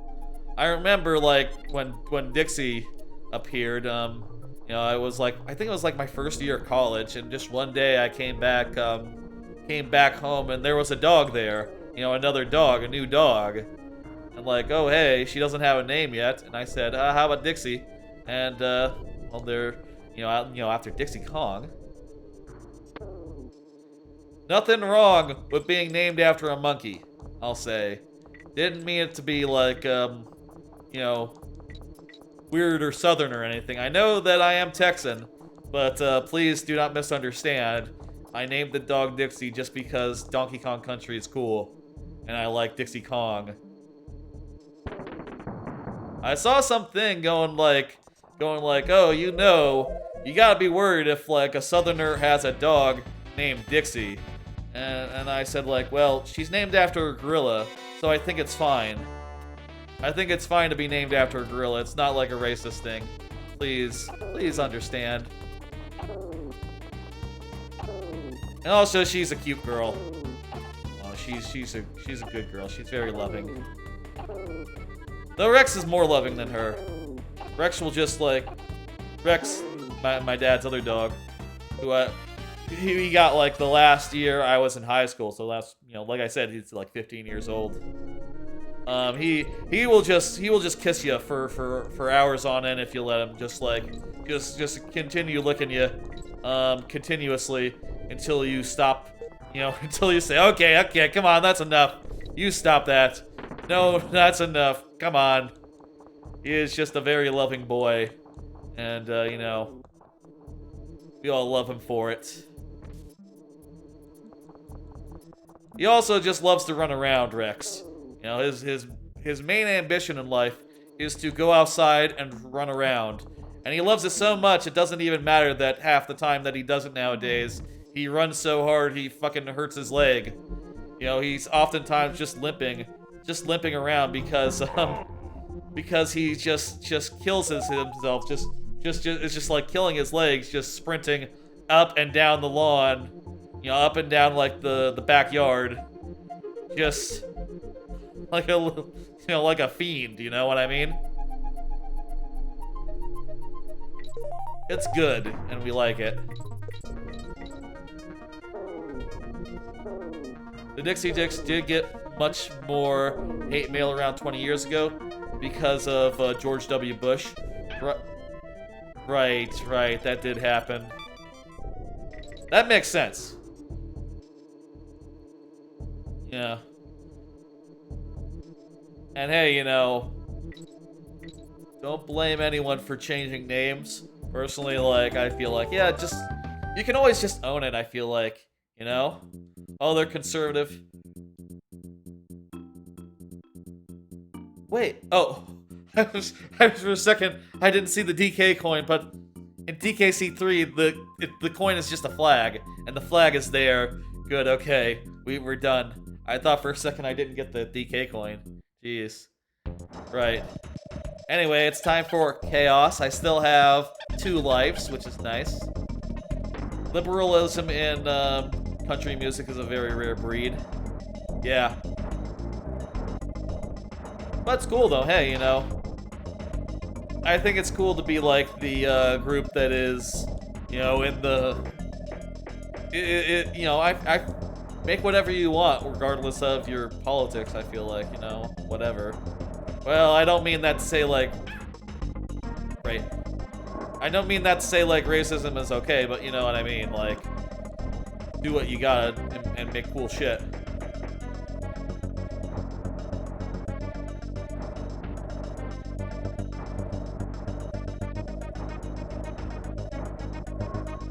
Ah! God damn it!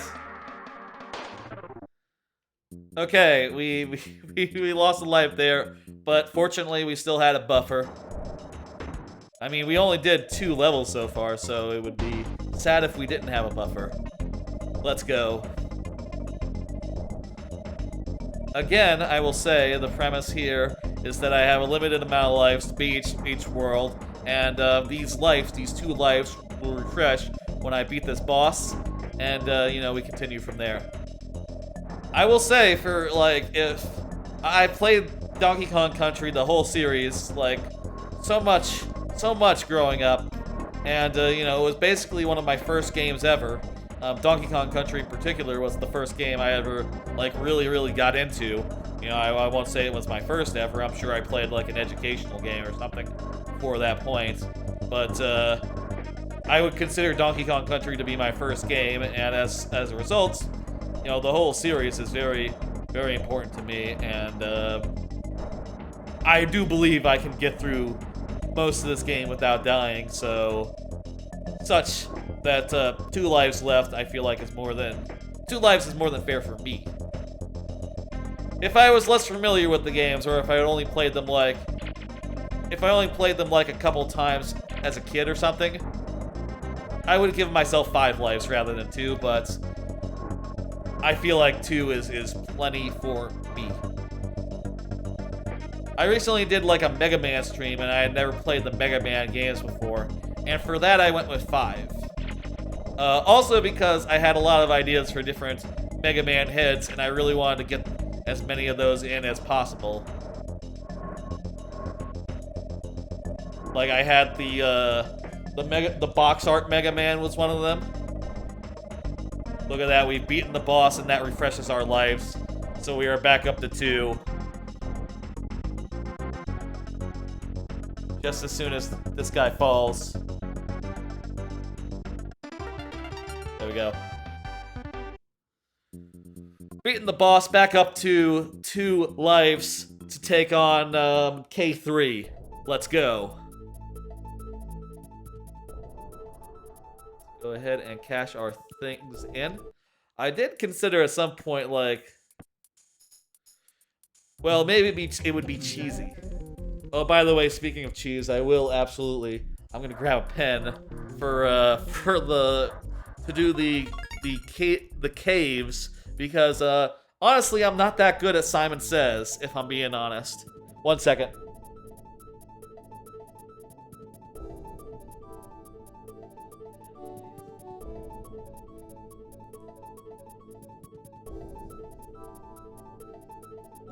There we go. Alright, I got a pen, got paper. Let's Simon Says. Remembering sequences of button presses, it's just, that's just not what I'm interested in. I like platforming. I don't like Simon Says so much. Okay, let's go. X, X, B, B, Y, Y. Oh, that was easy. Perfect. Okay.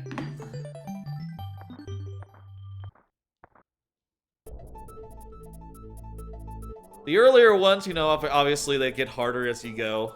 Earlier ones aren't that bad, but still, you know, don't want to take no chances. K3. Let's go. Crevice Creepers. This level's really good. I love this level. One of my Well, I guess it's not really... A lot of my levels are inspired by... A lot of my levels in Mario Maker are inspired by DKC levels. But this level in particular inspires a really good one called Mint Chocolate Mountain. I took a lot of inspiration from this level for that level of Mario Maker.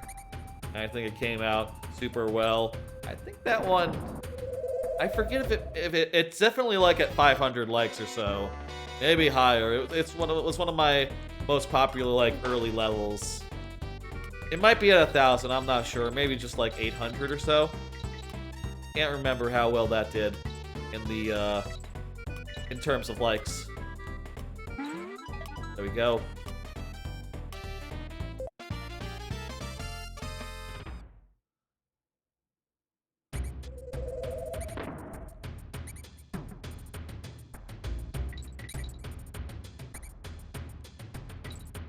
But it has a lot of like Monty Mole subbing in for like the class that run at you. There's nothing below here, is there? No, there's nothing. No, nothing here. Making sure I'm not missing a bonus or something. Okay, let's see how many.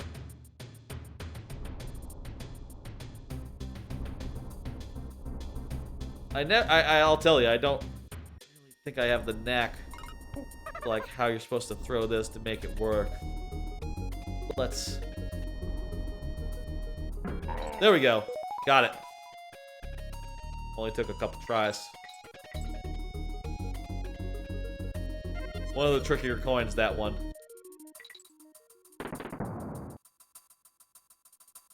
Okay. Got one bonus, so the next bonus is through here. Perfect.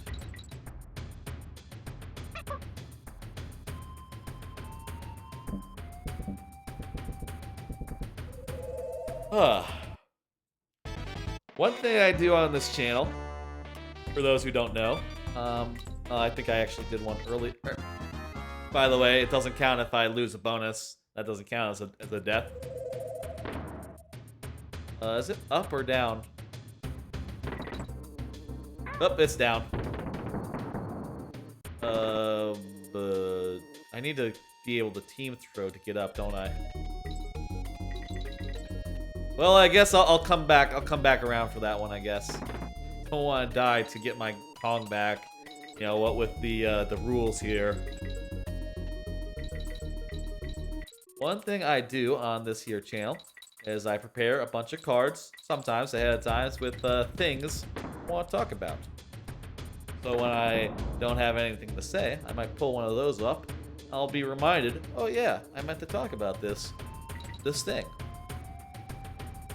And I'll do that right as soon as we go into this level a second time, because I do have to go back and get that bonus I missed. Okay. Did you hear about the Mummy Universal Orlando reopened? Oh yeah. That's good news for those who, you know, are going to Universal Studios anytime soon. I'll say, you know, I don't live anywhere near there, and of course, I only just was there. Like, I went there last summer. The Mummy was closed during that trip, which was a shame. But I'll tell you, the Mummy, one of the best rides at the fucking park. You know, and I'll say. I've been saying I'll say too many times. Of the Universal Studios rides, you know, like the ones at Universal Studios rather than Islands of Adventure, I think the Mummy is the best ride of the bunch. Mummy is just amazing dark ride, a lot of atmosphere, and then it surprises you by becoming a really kick-ass roller coaster all of a sudden, and it's just extremely well done. And what they're saying is that it has basically been unchanged, which is great news because... yeah, I really didn't want them fucking with that or changing things up for the sake of it.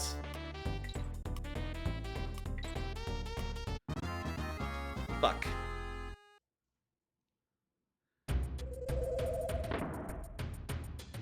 Okay, let's go down and not take a hit here. Go. And you come up on the right. Let's just remember that. Come up on the right. bonus will be right to the right. So I want to be on the right side of the dude. There we go. Easy. So yeah, the Mummy, fantastic ride, phenomenal. Like, definitely the best dark ride at the park. Honestly, the best dark ride I know of personally. Highly recommend, like, if ever you are at Universal Studios Orlando, do not, like, write off the Mummy, right? Like, the first time I went in modern memory, right? I think we went to the Mummy, like, maybe on day 2 or something, right? Like, it wasn't a first stop. It was just like, oh yeah, Mummy, let's check that out, see what's up with that. The Mummy is phenomenal. God, shit. Well, we get another chance to, like, do the bonus game now. But should we risk it, though? Because if we time this wrong, we'll end up going into the B. Yeah, let's just play it safe and just do the regular level. We can catch the bonus on a second visit. I meant to go right. I mean, it's better going right than going down. If I was gonna miss, that's the way to miss.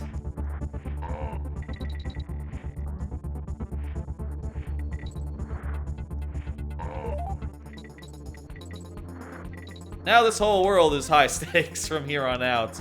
We gotta get all the way to Bleak's house on one life. Ooh boy. Do our best. I'll say. Before the big raid earlier, I got all the way through the first World 5 on not losing a single life. God damn it. So, you know, it can be done to get through a world clean. But, so far, DKC3, none of that. None of that. Okay. Shit. I don't have a guy. And also, I did miss another bonus in this level, so... Let's get that first one. Let's get that first one.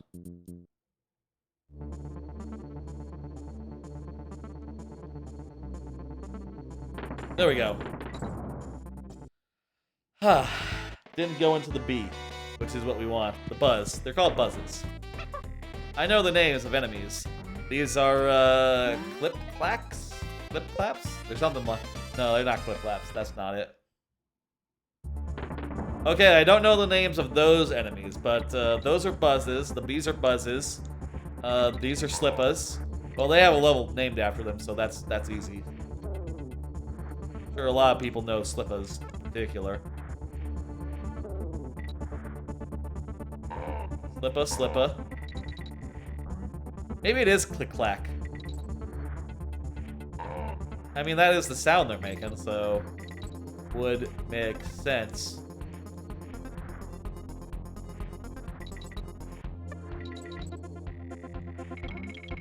Knick-knack? Maybe it's knick-knack. That sounds closer than click-clack.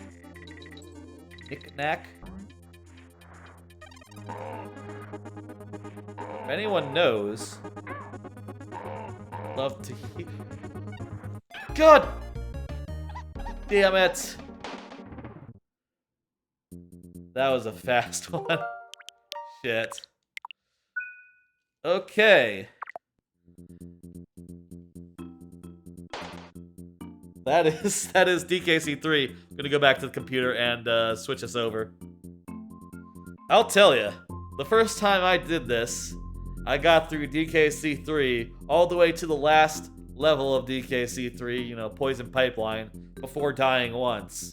And that was... The stakes were a little bit higher during that stream. That was one death and I had to switch games. But that was any percent, and maybe just having to get through all these, you know, those bonus levels, making it a little bit more difficult. I don't know. It's hard to say. Anyway. Going back to DKC1, I'm gonna go to the computer, hit some buttons, add it to the thing down there, and we'll go back to DKC, the first one.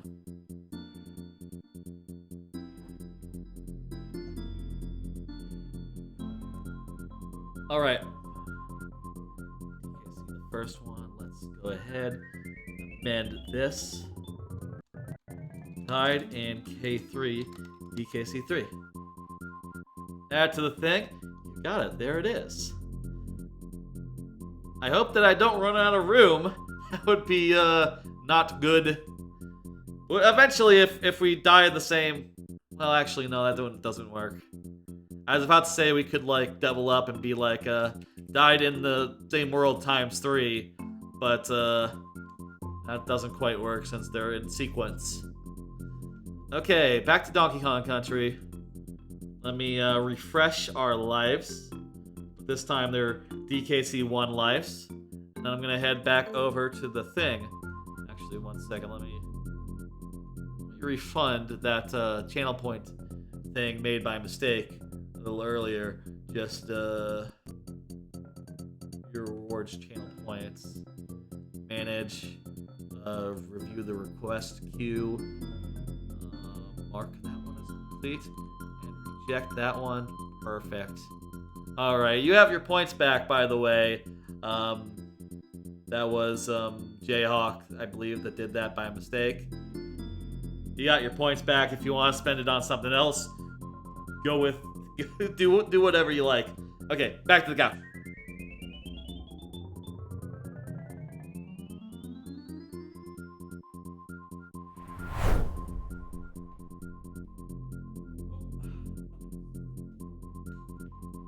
Thank you for the follow, Balin fell.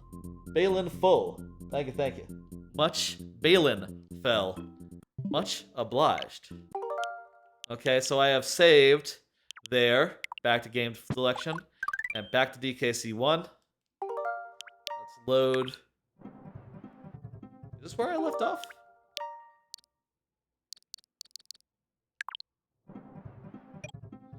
Okay, I guess I left off, like, loading into a level at the checkpoint of this, the second level in this world.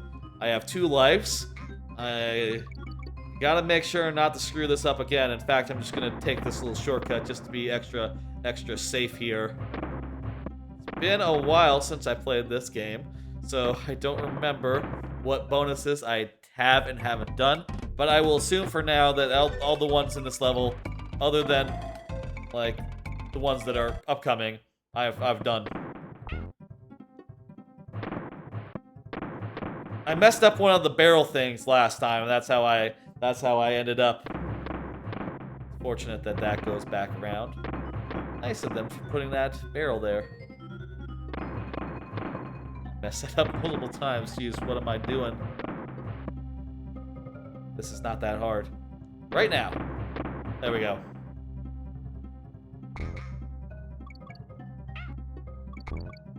I swear I hit the button there, but whatever. I like to just jump to this barrel directly. That's the easiest thing. And safer to boot. Okay.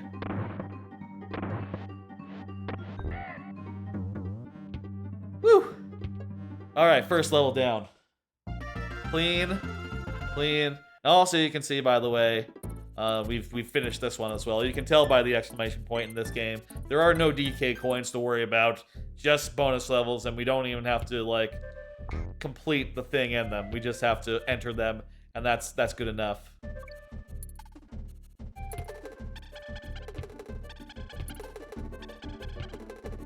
DKC, the original, is a little less, you know, it doesn't, like, have the full set of features that the later games would have as far as, like, figuring out what the deal is with bonus levels and how they should be done. Now, that's probably, like, one of the best parts of DKC2 is that, you know, they figure out, like, oh, this is how we do bonus levels, and, you know, they unlock a whole bonus world. Isn't that cool? You know, whereas this game, they're just, like, for their own sake or for lives, which is, like, not exactly as compelling a bonus as I think they think it is. Well, honestly, maybe it's fine, or maybe it's like... Maybe bonus lives make a lot more sense for like newer players or players who haven't played it quite so much. You know, I'm very rarely going to be running out of lives. I mean, I don't know how many I have right now, but it's probably like 50 or so. Just from, you know, mostly from collecting bananas. And, you know, mostly not dying. I have died 4 times, but, you know, they start you off with like 5 lives, so, even if I had no lives from, like, levels or anything, I would be ahead, you know. Isn't there a bonus at, like, the bottom of the screen? I feel like there's a bonus at the bottom of the screen I need to keep an eye out for. There it is. Got it. Like I said, don't need to get them. In fact, it's probably better if we don't get this one. Just because, fuck! I wasn't looking. Just because if we were to happen to get 3 tokens, we would be whisked away and lose some progress, which is never a good thing.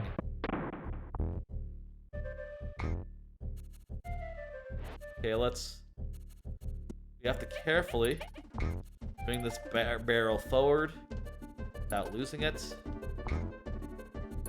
let's do that.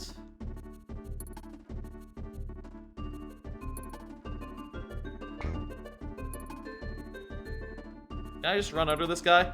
No, let's not risk it. Kill him. And the last bonus. Whew. Bananas. And, oh, make sure not to get a single one of those. Yeah, I have like 31. Actually, 31 is not as much. I have more lives than the other games. I guess it's true that, like, the other games I've been playing for longer, I've gotten farther. So maybe, like, that makes more of a difference than just, like, getting bonuses. There's a thing up top of here, isn't there? Okay, I'll use this beaver. Oh shit! It's just a rhino. Just a Ramby. Just a Ramby token. I know what they're called. I know what his name is. Like I said, I know a lot of names. Those are naughties. Those are naughties on wheels. That's the name of this level, isn't it? Squeals on... No, it's not Squeals on Wheels. No, that's the DKC3. This is, Temple Tempest. That's it.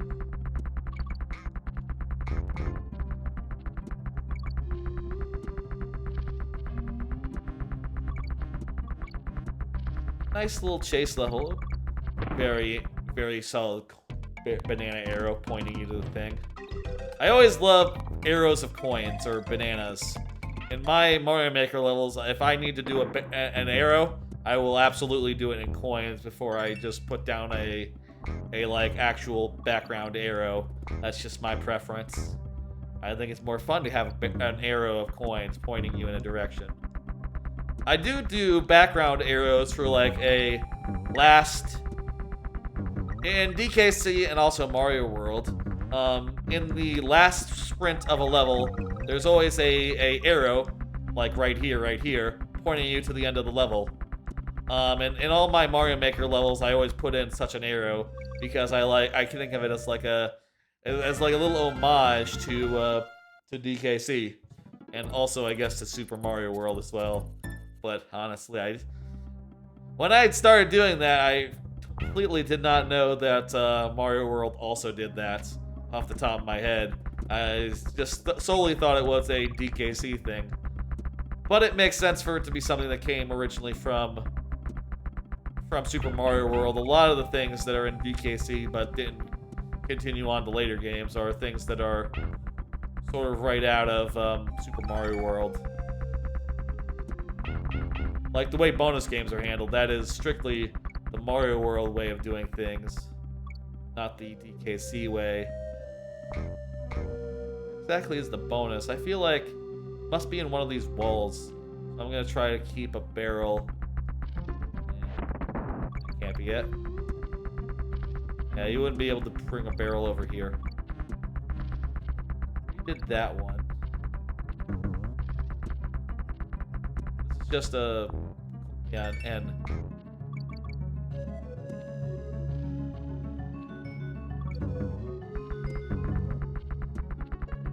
It's in the first half, isn't it? It must be in the first half. I like that background, you know, with the trees and stuff. I know it's simple. You know, just like 3 colors and kind of this very splotchy trees. But I think it looks very, very nice. It's not like down... Wait. Well, there is a G down there, but it's not the thing. Yeah, it must be at the very start. Let's give that one more go. We'll find it.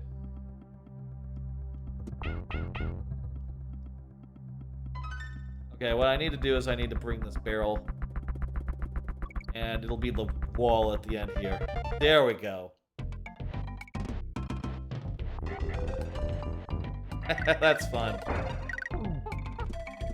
I love it in DKC how whenever you roll, you pick up momentum and you can sort of go...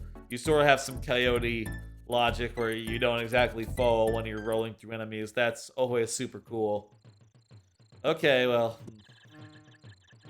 This level has a lot of bonuses. So let's try to find them all. Always love just riding this barrel. Though you can sort of see in a bunch of parts of this, you just run under these guys and you don't have to worry about them. Just so long as you keep running. Okay, I'm gonna hit the checkpoint. But the first bonus we need to get is over here, I believe. Okay, well, they're a little less easy to get by going the other way. Pull up another card. Follow up on Rats Off to You. I said a stupid pun last time. Woohoo. I said a stupid pun last time when we were playing a level involving some rats. Rats Off to You. And I was totally wondering if that was a thing from somewhere, and I looked it up. Well, I googled it, and it turns out, yeah, it's from Tom Goes to the Mayor. Tom Goes to the Mayor. He makes a t-shirt that says, Rats Off to You, and it has a little rat giving your hat off to you, and he sells it, and doesn't have any luck, and then some popular t-shirt company gets a hold of it, and they make a lot of money off it, and he's sort of depressed about it. It's very funny. Tom Goes to the Mayor. It's a very good show. I don't need to win this. Let's just lose. All we're gonna get is stuff that we don't want. Rats Off to You. Very funny thing to say. There's nothing down there, is there?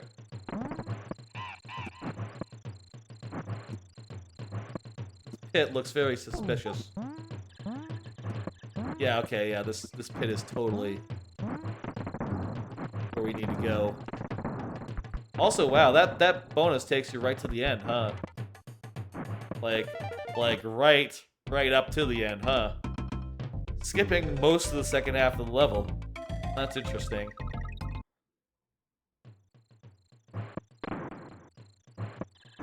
We did just lose our bird. So maybe that... I think there's like 5 bonuses, so... Might have to go get a couple more after this, because I'm not sure that's all of them.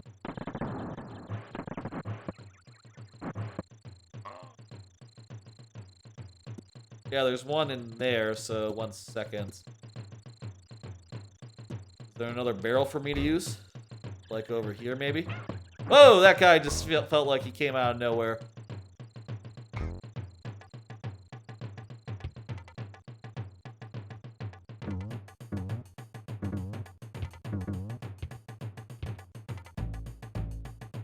Well, there's like, I think a couple more I have to get, so let's just restart it, and we'll just go through it again.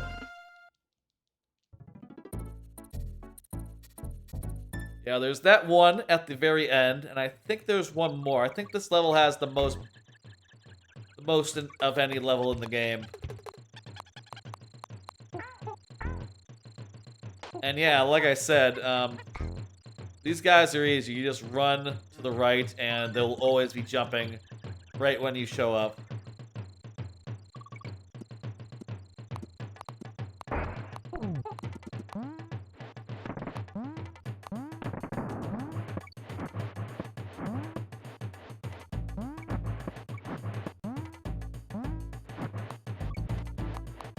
there one like here or something?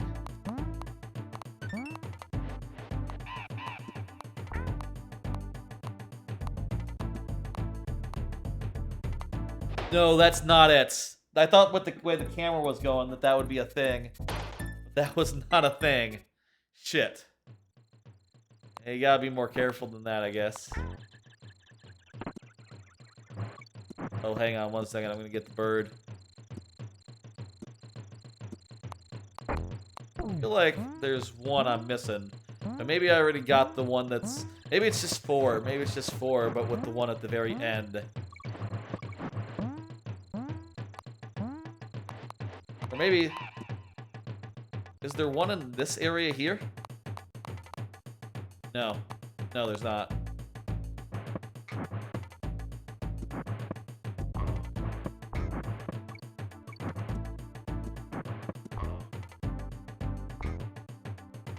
Okay, here we go. Save this barrel. Kill this guy. By the way, check. Wait. Is this the one we got the first time, or is this a different one?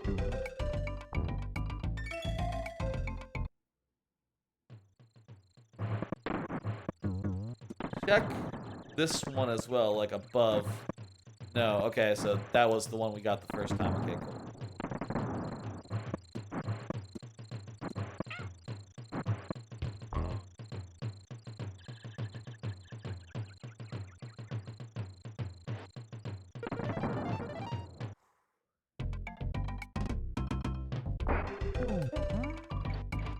That might be the last one.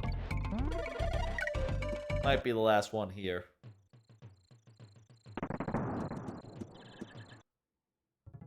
Dang it! Shit, there's one more. It must be under one of the other sections. Fuck! Jesus. God, DKC1 has not been kind to me at all. Wow. Fuck. 3 times in the same world. That is not good. That is not good at all. Fuck. Okay, just gonna overwrite the thing. 1 second, folks. I'm gonna add that to the log, and then we're going back to DKC2. Pull up those heads now. Game selection.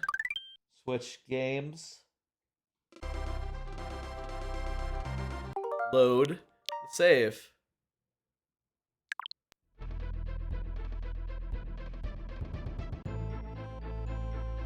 Okay, Donkey Kong Country 2. 3, 2.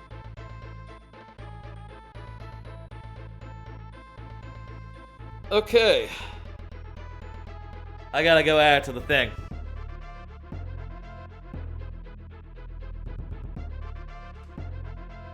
Oh.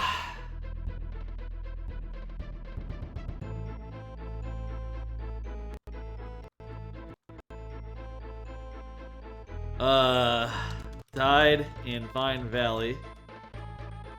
Again.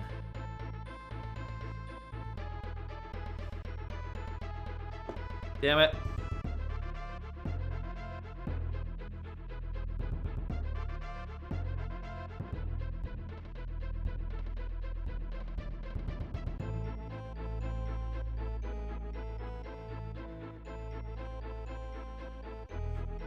Fucking Vine Valley. Okay, we gotta get the second bonus in this level, so that's at the very end. Just have to do this level without dying. Not hard at all. Without dying twice. Again, for those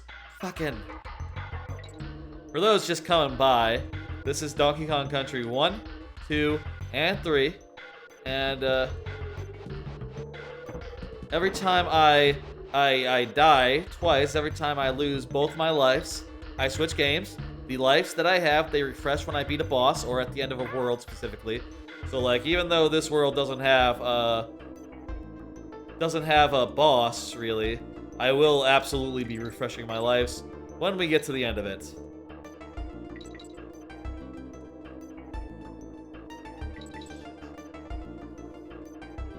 Shit! Fuck. God damn it. Oh, fuck. I am not doing well, folks. Oof. Okay, it's serious time now. I gotta fucking focus. Have some goddamn focus here. I don't need the life. Good on lives. But I do need to concentrate so I don't take any more needless damage, needless hits. I would like to get to the end of this level with a spare Kong so that I can just run through the guys at the end, you know, before the bonus, and not have to worry about it. Not have to worry about dealing with them, you know? That would be ideal.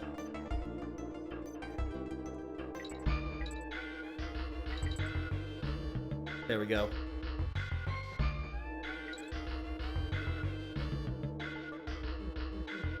Whew.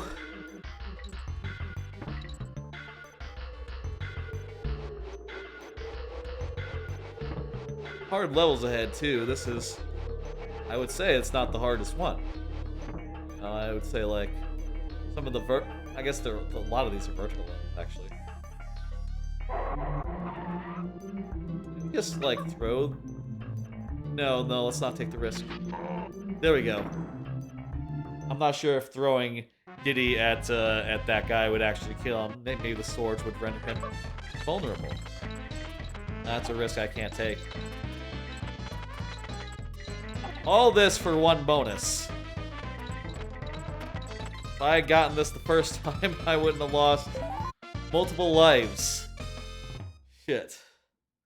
That is maybe the hard part about 100%. You miss a bonus, you'll be playing the level like 3 times in order to get the thing. Castle Crush.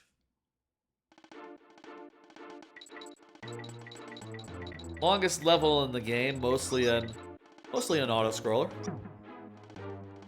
I don't know, like, by the way, I don't know, like, the tricks for, like, how to end it early, so don't expect any of that.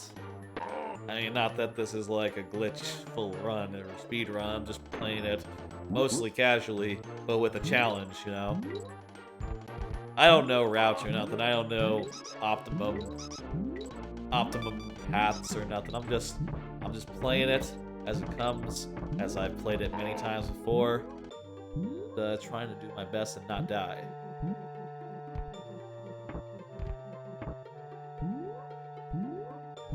Why don't I pull up one of them cards in a second here. Important that you're Rambi for this, because I think Rambi is the only one who can access the first of the bonuses.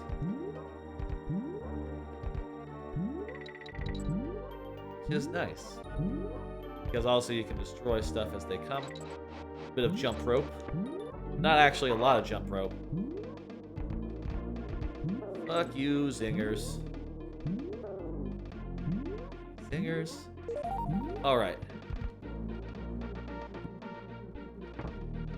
I feel like if you made a level like this nowadays, you'd put more mechanics in it. You put more ideas into it.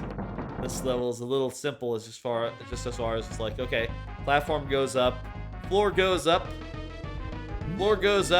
enemies come at you. That's it. That's all it needs to be. And it's cool and it's fun, but you know, in a more modern game, there'd be more ideas in addition to that. I feel like this is like a genre level at this point. There are games with that also take this idea, right? I'm sure I mean, I can't think of any other ones off the top of my head with the floor rising concept, but I'm sure there's loads of them.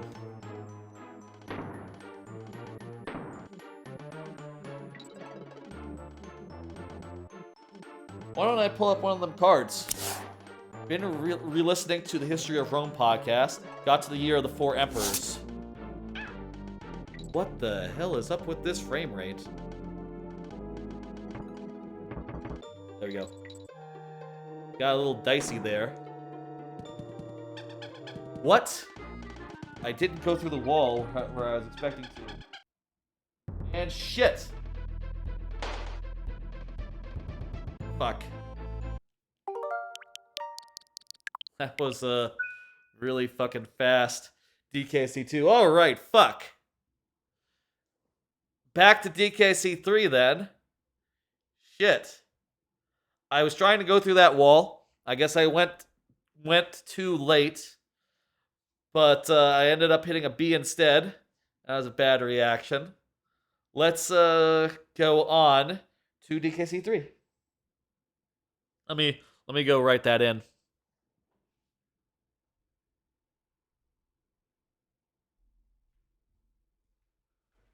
All right, fuck.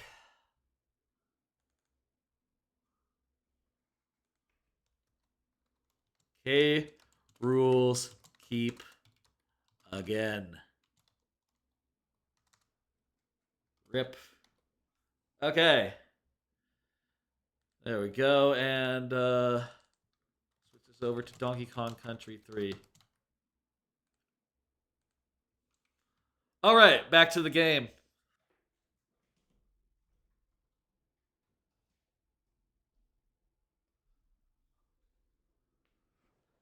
We have saved the state.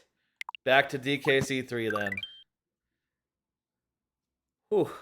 I'm dying. I'll tell you, the first time I think I did this sort of thing, it was any percent. I think it was like 15 deaths total. So like, I think we're on pace for a lot more than that, but still. You know. It feels bad, Oof. Oh, right, we gotta load the save point. I have not actually been saving at any of the places, so we're going to consistently have to load our saves basically. Save states. God damn it. Okay. A thing I think is interesting about this level, just conceptually, is that it's a fucking. I missed the thing, so I have to retry. The thing I think that's very interesting about this level conceptually, this level here, Blazing Boggin, whatever. This Boggin level, is that it's very basic, you know? I feel like most other minecart levels post DKC1 always like layer in a couple of ideas, and this one is just like, nah, it's toboggans and you're outside and that's it. That's all you need. That's all there is here. You know, like, hey, is it enough that you are tobogganing in a cold environment for a change rather than a pipe? And you're like, yeah, mostly, yeah, it's pretty good. It's like, well, there you go then. That's all you need. Boggins. Anyway, I was saying before dying, History of Rome. I've been re-listening to that podcast. It's a lovely history podcast by Mike Duncan. Later went on to do the Revolutions podcast, which recently finished. Since I've been sort of looking for a fix of that, I suppose, since it ended and all, I've been like re-listening to those original History of Rome podcast, and it's just a fantastic podcast to binge listen to and just listen to like one after the other and just let it roll. I've now gotten to the year of I've actually gotten through the year of the 4 emperors, which is just, just conceptually, right? There's a lot of periods of like Roman history that's very well known, but let me tell you, y'all should check out the history of Rome and learn about maybe some lesser known periods, like, after like the Julio Claudians went down, after Caesar's descendants, not really descendants, but like after his dynasty ended, there was something called the Year of 4 Emperors. Like, just to understand how fucked up that is, where it's like, oh, we got not 1 emperor this year, but 4 new emperors this year, one after the other after the other. This one killed that one, killed this one, killed that one, and it's like, oh shit. A whole bunch of things happened that year. And there were 4 guys that wanted to be emperor. and only one of them ultimately got to get the job. But it was a fucking mess until they figured that out, which is just a lot. And you know what's even more fucked up? Later on, there's a year of the 5 emperors, and later still, there's a year of the 6 emperors. You know, history gets a little messed up on occasion when, you know, like when succession gets really, really messy, and there's just like, yeah, we're just gonna have a civil war to figure out who the next guy is. And no, late entries can still reopen the matter if you have an army and the loyalty of so many men. And, you know, fuck. Is there something back over there? Beyond those bees? Maybe. No, it's over here, isn't it? Yes, there we go. Anyway, that's just a completely messed up time. Would highly recommend listening to that podcast, learning about all those times beyond, like, just, you know, Caesar and Augustus. There's just a lot of good history in the history of the Roman Empire. Though the podcast does cut off before it, like, really transitions into, like, the Byzantium Empire. And there is also a history of Byzantium podcast, though I'll say I've not actually finished that one, or I say finished, it's ongoing. I've not really gotten deep into that one just because, I don't know. Byzantium, it seems like, just has less interesting history to go through, which is unfortunate, I guess. I don't know, it's necessarily the different host's fault that the history of Byzantine isn't really as interesting as the history of Rome. By the way, it was sort of made by a fan of the original show, of the original podcast, the Byzantine one. Did I get everything? I think I might have. Yep. Good. Check.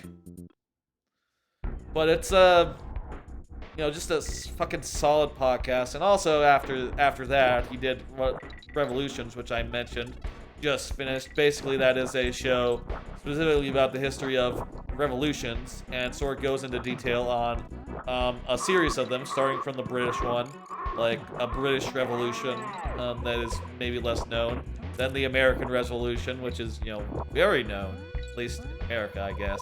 Maybe people don't know about it so much in other countries, question mark. American Revolution, then the French Revolution, which is also very well known. And then some ones that are, like, less known, such as, like, there's a whole one about, like, about a really eventful year. God, I forget what it's called, but it's like the Paris... There's one about the Paris Commune. There's one about, like, There's like a really revolution-filled year where, like, a bunch of revolutions happened all at once, and then they sort of failed. In, like, some year, like, in the 18th century or something.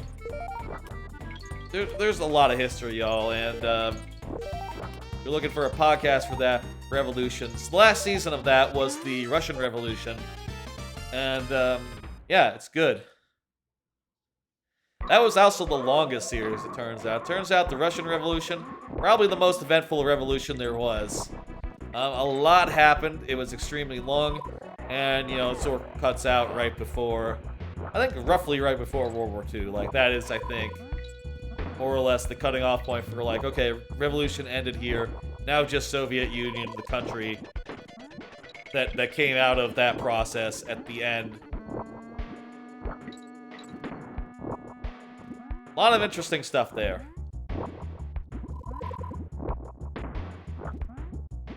The French Revolution is the second longest, though. French Revolution is also extremely involved, and there was just a lot of, like, successive rounds of, like, purges and like purges and then counter purges and all that business. It's just really interesting. I think my favorite episode of that podcast, Revolutions, ever, is the one where about the execution of Louis the whatever, the last Louis before the revolution. You know, before like the lineage was temporarily ended due to the revolution, though his ancestors did eventually become kings again, if only for a bit. I don't know if they're currently... I don't know if... Fuck. I shouldn't look away while I'm playing. Emphasis. I don't know if France currently has a king. I bet no, they don't. Not anymore. But they, at one point, they got a king back. And, well, you know, I think... If I recall, what happened was that that king was like, "All right, back to being king. Right, absolutism, huh?" And everyone's like, "What?" I mean, yeah, like, kings are cool and all, but he can't, like, you can't just put the genie back in the bottle, you know? We're all free people now. We're all free men. It is what it is.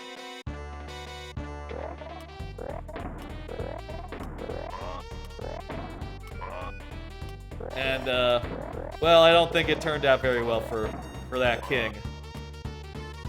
Well, I don't know, maybe he's fine. Gotta time this up properly. Yay! There we go. That was right. 1, 2. There we go. Beautiful. History is full of stuff. I'm looking forward to what that guy does next, Mike Duncan. Oh, I'm glad there wasn't lava at the bottom of this pit. I guess it wouldn't matter. I have a guy and there's a DK barrel right there. He says that he's not doing like a full series anymore. It's not going to be like a full-time gig. He's not going to be a full-time podcaster, maybe more like writing books and stuff. Which, you know, I'll say he has written a few books about, like, he wrote one. I think his first one was about going more into detail about a series about the Gracchi brothers and that whole period in Roman history. His second book was about Lafayette's Hero of Two Worlds, and I forget if he's working on a third book. He probably is, but I don't think it's been announced what's that about. If I were to pick, I would say, like, I would love to hear more about the crisis of the 3rd century. That's just a lovely period of Roman history that's full of just fucking garbage. I say garbage in a good way, though. The crisis of the 3rd century is a time where, like, there was basically no stability in the Roman Empire for, like, a period of, like, 80 years or something, right? Like, there were no dynasties. Emperors were coming and going by, like, yearly. You know, one just constant war and strife and hardship for, like, 80-odd years. Even worse than the people who had to deal with the civil wars and stuff of, like, Caesar's age, you know, and all that strife. Just, like, it was that, but, you know, at the end of the day, there's no brand new empire to look at.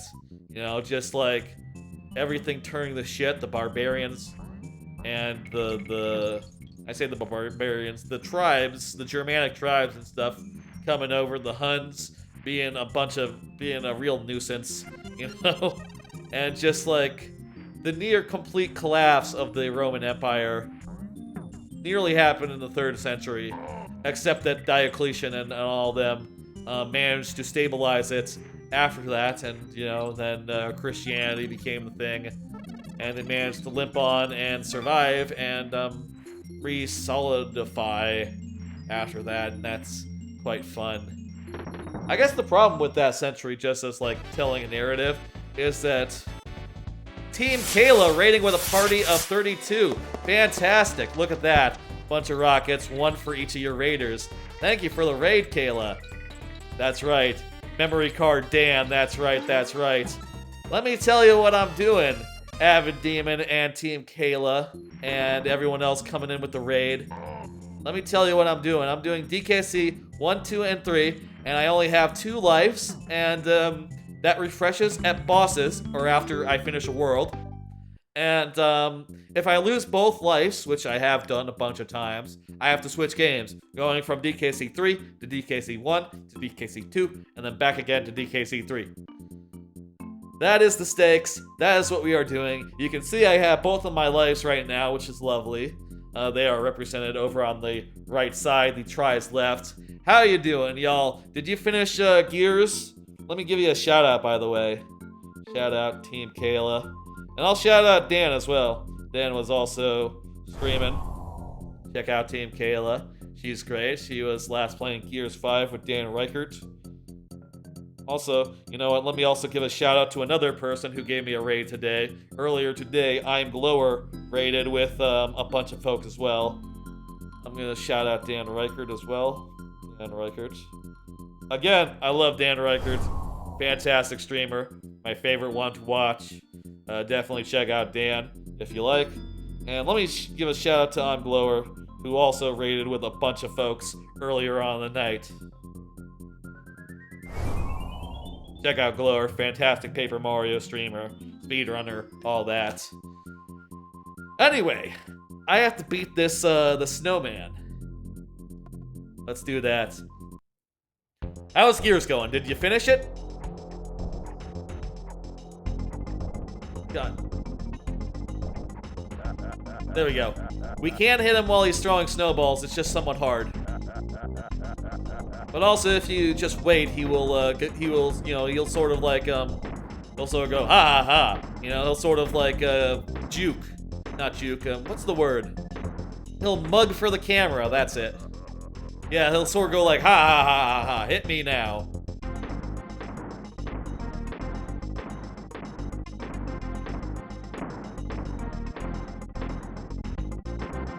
Ah!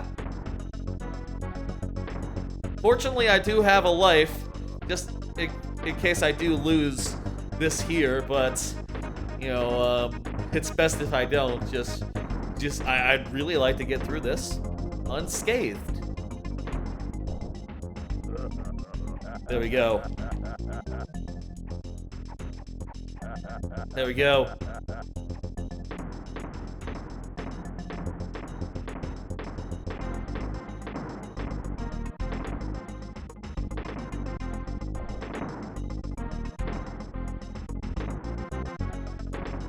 Ah! Oh! There we go! We beat him! That refreshes our lives.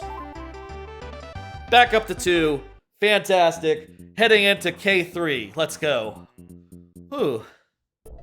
By the way, for those just joining, let me tell you about some plans for the next week. I have a slightly different stream schedule than usual, so let me show that real fast. This week, since 2 things. First off, it's a 3-day weekend, so usually I like to sleep through Sundays, but you know, Sunday is just the middle of the weekend, so I'm gonna do something on Sunday. I'm doing a big Paper Mario stream, basically, where I'm going to... Yesterday, I finished replaying Paper Mario 2TYD, but I still have to do the Pit of 100 trial, so I will do that on Sunday, plus Paper Mario Randomizer with 7 star spirits required. That should take like maybe all day, maybe like 8 hours in total, I would bet. I can do Paper Mario Randomizer in around 5 or 6 hours, and I don't know how long the pit's gonna take. So I would guess like 8 hours or so. That's gonna start at like 4 p.m. Central. Check that out. Also,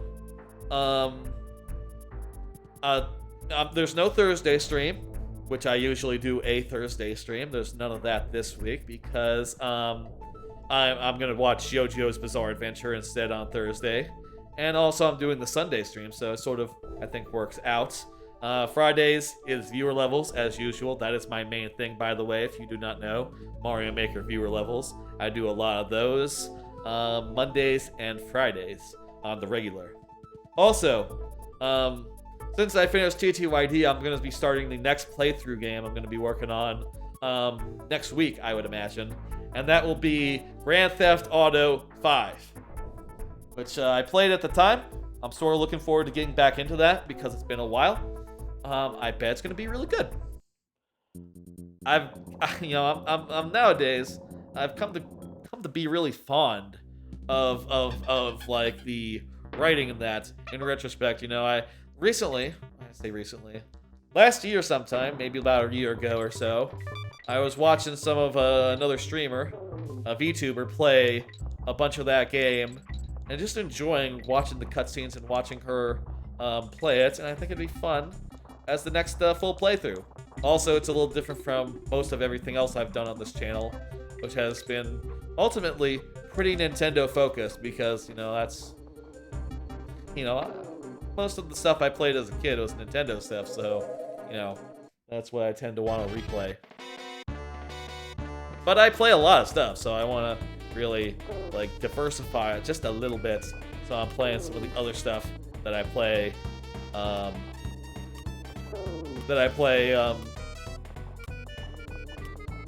I like to play.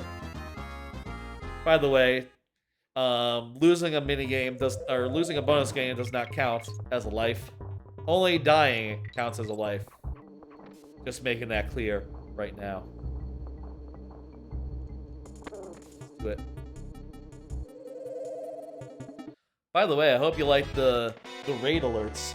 This is the first time this stream here seeing those new raid alerts in actual practice. Those new alerts now add an extra bottle rocket for every raider involved in the raid, which I think is rad. Up to 100. I only made 100 of them because I had to make them all manually. And, well, 100 seemed like a good point where, well, after that, it's probably too many rockets anyway. And also there are performance issues with going too high. It's a whole thing. Hope you like to see it. And I hope it really just helps hammer in, how big the raid was. There's some pretty big raids here from Glower and Kayla. Love to see it. Oh, there was also one the other day, but there was only a couple of viewers in that raid, so there weren't so many rockets as a result. Only 3 of them, I believe. We did see a couple rockets before, but not as many as tonight. This night we've gone up to over half the rockets. We've seen over half the rockets that can be, which is just fantastic. There's also a similar alert, a similar modification to the alert for sub-gifts. When a sub-gift happens, and there's multiple of them, right? When that happens, for every sub-gift over 1, there's an additional full rocket that'll go across the screen. Up to 50 of them. After 50, something else goes across the screen, but, I kind of doubt we will ever see that. I would be shocked if we ever saw what happens when 100 subscriptions, if anyone to ever to gift $500 worth of subscriptions at once. Well, first off, I fucking wow, I just fucking everyone and geez, that would be more than I could ever dream of happening, but I have prepared in case that ever happens. There is something that will happen in that case, but I doubt we will ever see it, folks. Even if there was ever 5 or 10 gifted, I think it still would be pretty slick to see 10 full-ass fucking rockets fly across the screen. It'll be pretty sick whenever that were to happen.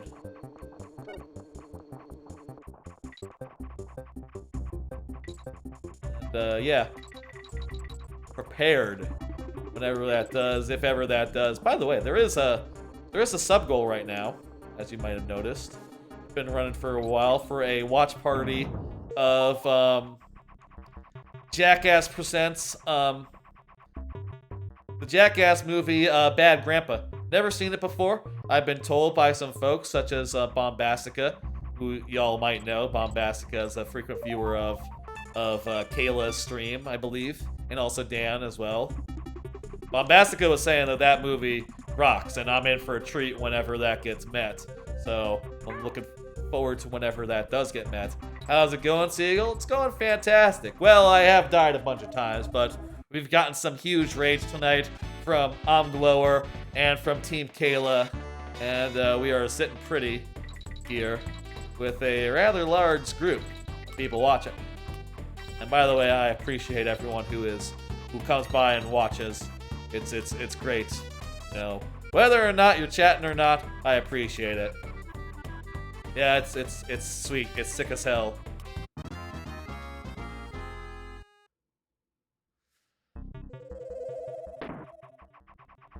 have to do this good and proper. Where's the guy right now? Coming down from the left. We need to go. Fuck! That guy turned around when he was off screen. He despawned and respawned. Oh, that's bullshit. I don't say things are bullshit that often in this game, but wow. There was no way I could react to that. Wow. Okay. Fuck. Let's do this again. This is, by the way, the stakes here is I have 2 lives, and they refresh when I beat a boss. And when I run out of them, I have to switch games. Go to the next game, basically. In a cycle going from 1 to 2 to 3. And then back again. You know what I will say, I'm allowed to, like, look up where a thing is if I were to not find a bonus for a while. I don't want to make y'all watch me scour a level for it. But I can find most of them. I've played these games countless times. So I should know where, like, most of them are without too much prompting. How you doing, Seagull? You having a good Tuesday?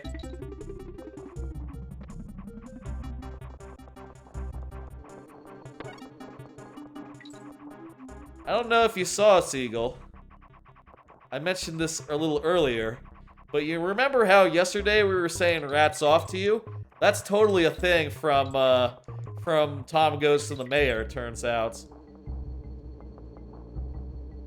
Not an original pun, though I guess, you know, why would it be?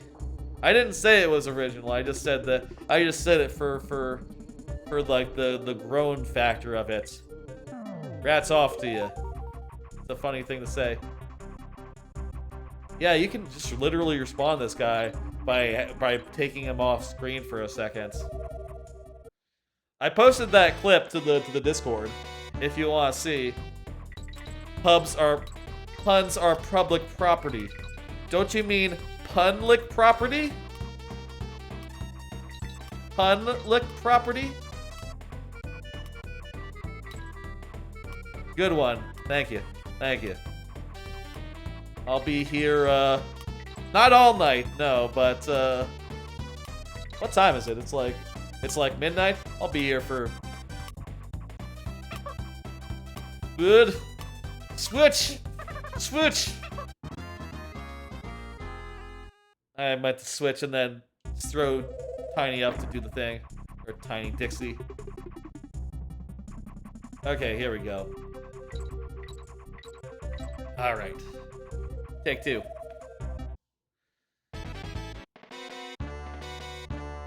Ugh. I should sit up a little bit. I'm a little bit off camera when I'm slouching over to the side. I try to keep aware of stuff like that, whether I'm on camera or not properly. Okay, here we go. There we go. Got him. Alright. There's something behind the flag in this level? No, that's another level I'm thinking of. Let me pull up another one of them cards. Talk about what's on it. Isn't it annoying when fans start to click? Been having an issue, well, not really an issue recently, but the fan that's in my living room, the one up there, has started to click randomly. You know how it is when sometimes a fan will just start going click, click, click, click, click. In fairness, I do run the fan like all the time, like constantly. I never turn the fan off. So it makes sense that eventually it would start to wear and tear and start to have issues like that, but it still always annoys me. All you can do is really just like go up there and, like try to fiddle with it, Hopefully it's like, oh, maybe the thing that goes over the light bulb is loose or something. And fiddling with it will put it back right. And I did that. It hasn't made noise in a bit. That's not a bonus. Pull that one out.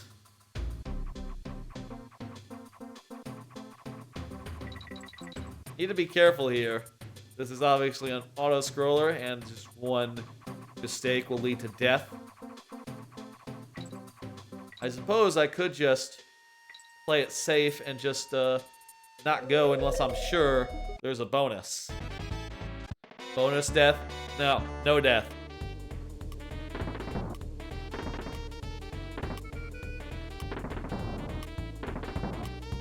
Ooh. What was I saying? Oh yeah, the fan. Anyway, there's not that much to say about that. It just always annoys me. I don't like noises that are outside my control. I don't know about you, but like whenever there is such a noise that's like, you know, like the AC making a noise, the fans making a noise. Whenever there is such a noise, I'm always just like constantly looking for the way to shut it up, the way to silence it. Just like stop making the noise. I don't even care if you're actually broken. You know, if it's like if you could be quietly broken, or like quietly dying. That's, to me, preferable than, like, loudly dying. I don't know. Like, I used to have at my previous apartments a refrigerator that would constantly just make, like, rah type noises, like, really, really loud. That was also not the way. Really, really loud shit. There's the bonus. Okay, these are probably the 2 bonuses to the level. So finish this and then we're good to go for the rest of the level.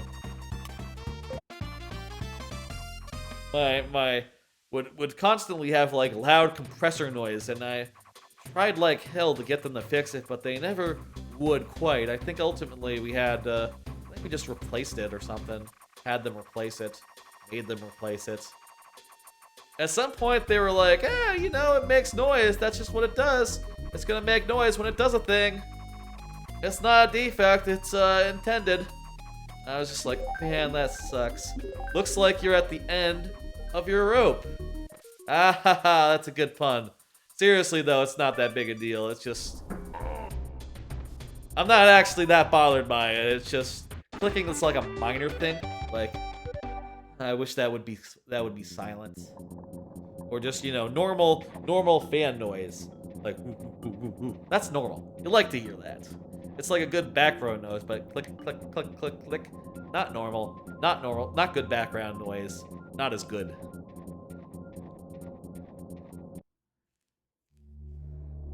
I have been at the end of my ropes, though. It is true.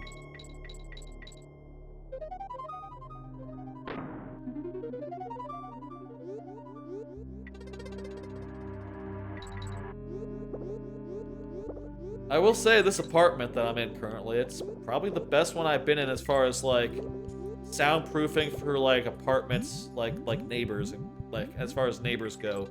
As far as the windows go, man, they're thin, man. You can hear the outside very easily, and sometimes there's some very loud stuff outside, which is unfortunate. But still, I'll say, like, in my previous apartment, I lived outside the pool. And it turns out, never do that. They might even say to you things like, don't worry. This is the lap pool. It is a lap pool. It is, you know, designed for people to, like, do Olympic training for or whatever. Even if it's a lap pool, even if it's, like, just not really party pool in the setup, people will still party there. And people will still be, like, all summer long, hanging out by the pool, laughing, playing music, kids laughing, and you can hear all that shit when you're inside. And it's just like, you know, oftentimes, especially during the pandemic, while I was working from home for most days, I still work from home, by the way, but like I was working from home during that whole period, right? And the pool, when that opens up, it's just like, well, it's like the middle of the workday, and there are kids out there laughing and shit, and it's like, oh, that's distracting. That's like not what you want. Never ever go with the pool. And I know what you might be thinking if you lived in an apartment and maybe you had like the car side experience before, right? Like, which is that like, oh, but the cars, you know, when cars go by, cars are very loud too. Sometimes their radios are loud. Sometimes they go like, "Rrr, rrr, rrr," you know, they're very loud as well. But kids laughing, a lot more distracting, I think, than just, you know, the rumble of an engine now and again.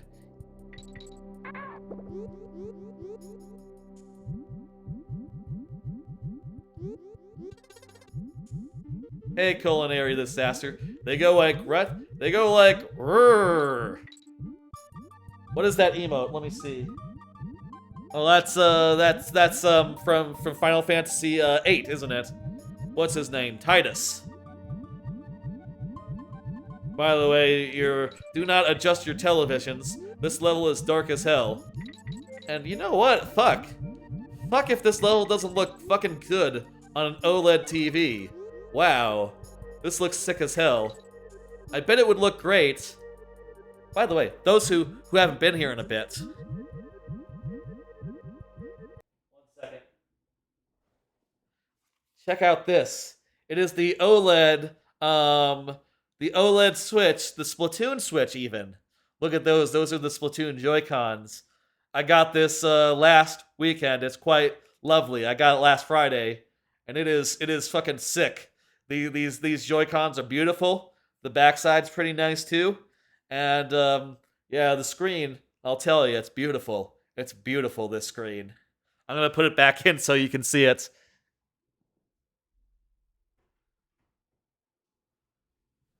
There we go. The dock was a little bit weirdly loose when I got it, but I fixed that with a little bit of I have some like foam installation, you know, like fuck. No! Oh no! That was the second life. We were so close to finishing that level too. Wow. What is this world called? It's like Razor Ridge? Razor Ridge? Something like that? Okay, I gotta go to the thing. By the way, good to see you, culinary disaster.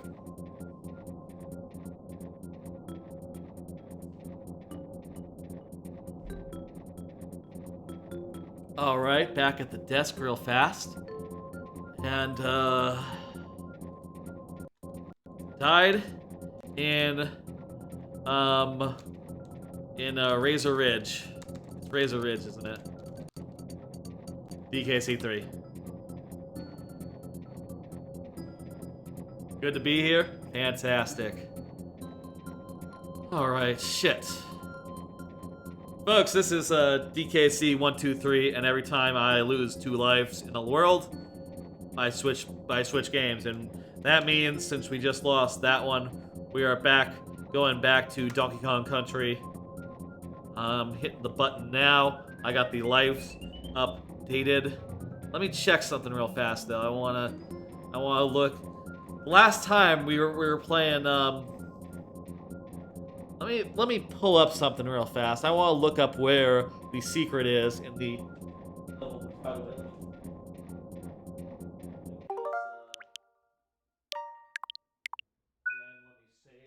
Safe. You can't hear me very well right now. Let me face the mic. Face the lovely mic. By the way, these mics, I got them a few weeks ago. Brand new, relatively new mics, Blue Yetis.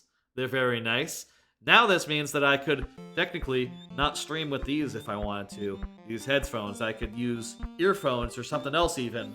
But I've been continuing to use these headphones. They're reliable and stuff, and they have good battery life.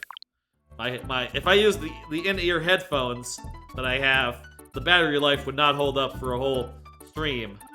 Alright, we're on Orangutan Gang. I want to check something. What is the bonus I am missing here? I'm gonna pull up a thing. Check this out. This is very cool. This is DKC. This is DK.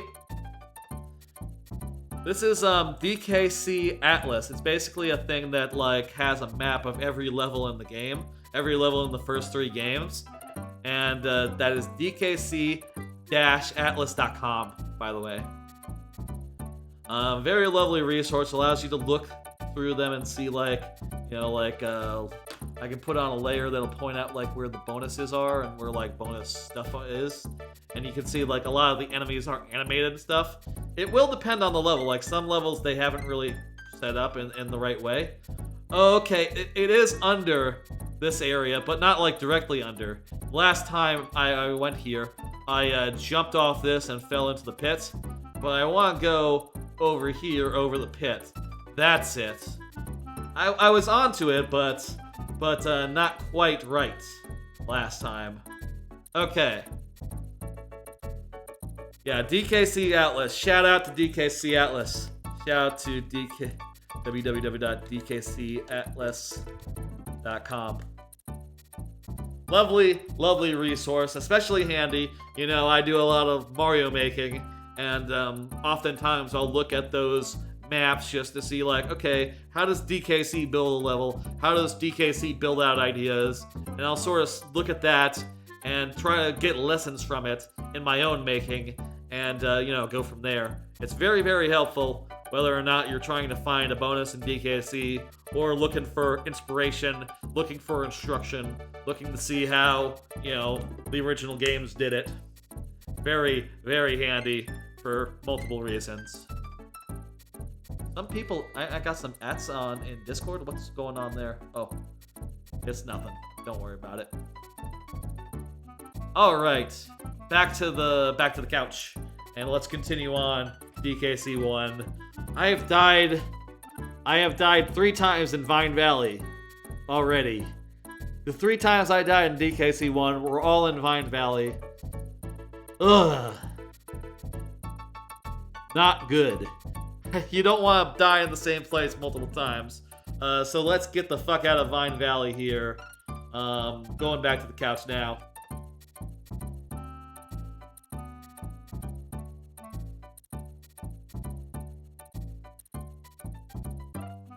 Ugh. Only 80% of your couch is in the shot, by the way. Yes, I know that not all of it is in the couch. Specifically the side that I am sitting on. It's in the thing. Alright, let's go. Clam City. Clam City. Ah! Oh god! Oh, wait a minute. I have to... Okay, I still have to do the bonus in the last level that I just fucking looked up. But, since we can't bail out of here, we have to, we're gonna have to beat this level, and then we'll go back and get, that bonus. Joke is that ouch is 4 out of 5 letters of ouch. Oh, okay. I thought you were telling me I needed to reposition my camera, which, I wasn't sure what you meant by that. I took that very much at face value, Seagull. I guess I should always be looking for a pun in whatever you say. Like, you know, if you ever come in and say, hey, how you doing? I should be going like, where's the pun in that? I don't get it. I don't get that one. Seagull, that one's a little high concept for me.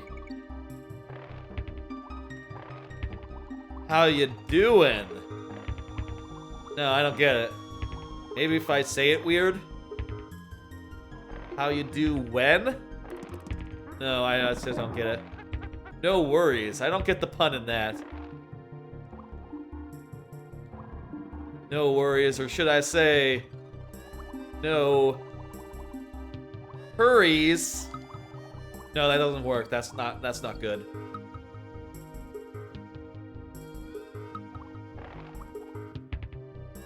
No worries. No, that's... What? No worries about there being no pun and no...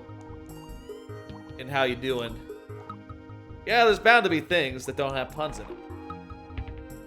You can't pun everything up.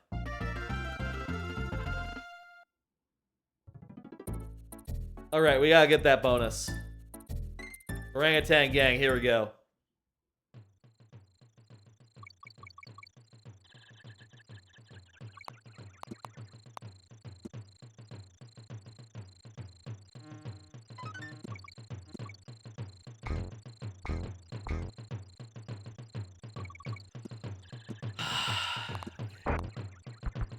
Sometimes it just doesn't pun out like that. Gotcha. I got that one, like come out, but pun out instead.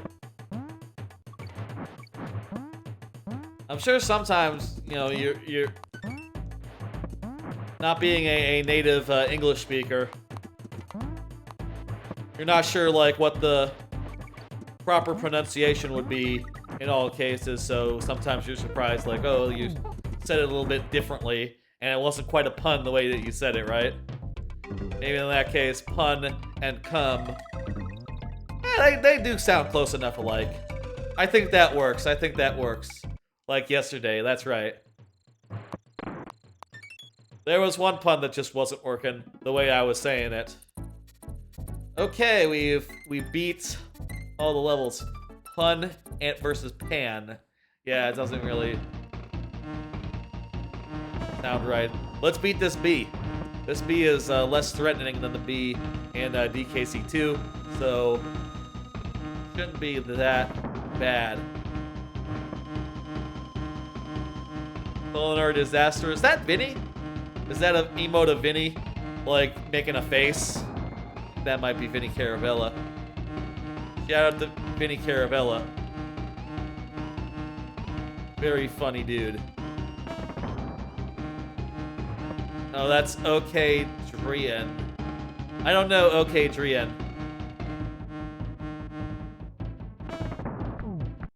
Vinny is what?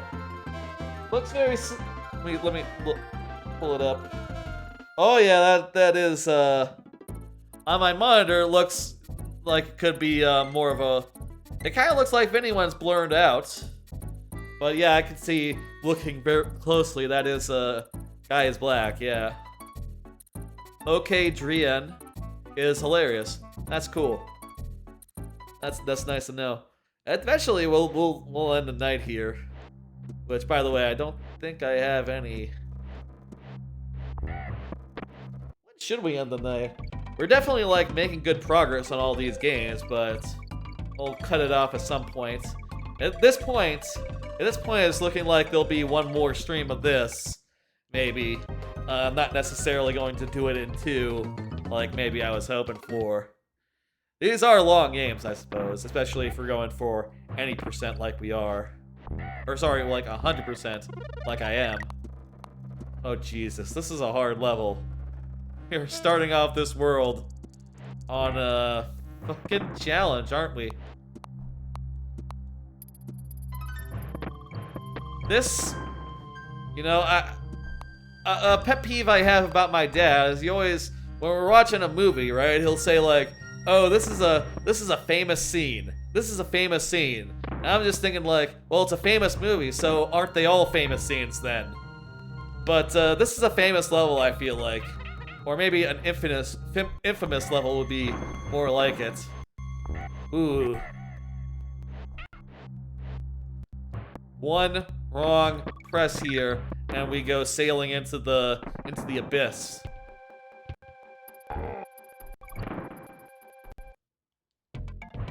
Really? What kind of? Tell me about OK Drian. What does he stream? What's his main thing? What does he like to do?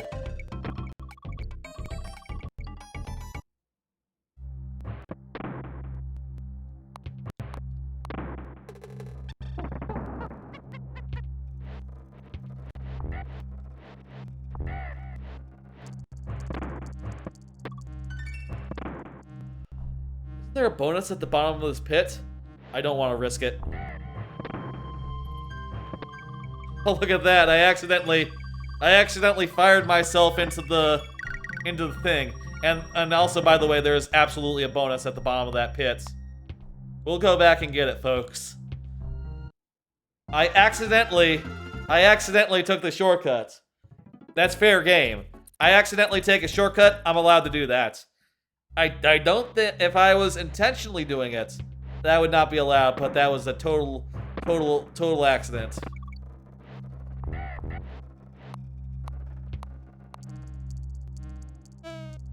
He's hosted for Sony events before, and was on GameStop TV for a while, but that's not where I heard of him. He's currently playing Horizon Forbidden West, and is a collector of vinyl, and handheld consoles. Neat. It's like a cool dude. Is he like... What kind of streamer is... What kind of funny is he? Is just like a relaxed, chill dude? Or is he like... Is he like zany like Dan? Is he like a quip a minute like Donkey? What are we talking here as far as like funny goes? Is it like a dry sense of humor? Like a Vinny or an Alex? Like a Vinny Navarro or Vinny Navarro. Alex Navarro or a Vinny Caravella? Is he a prankster? Here we go.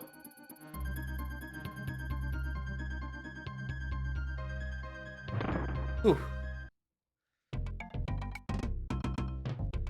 He is chill and gets into hee-hee mode occasionally. He's a lot like Vinny, actually. Gotcha. Yeah, like when Vinny is playing a prank, he's just like, he is just a little prankster. He's just a little, he's a real joker. Yeah.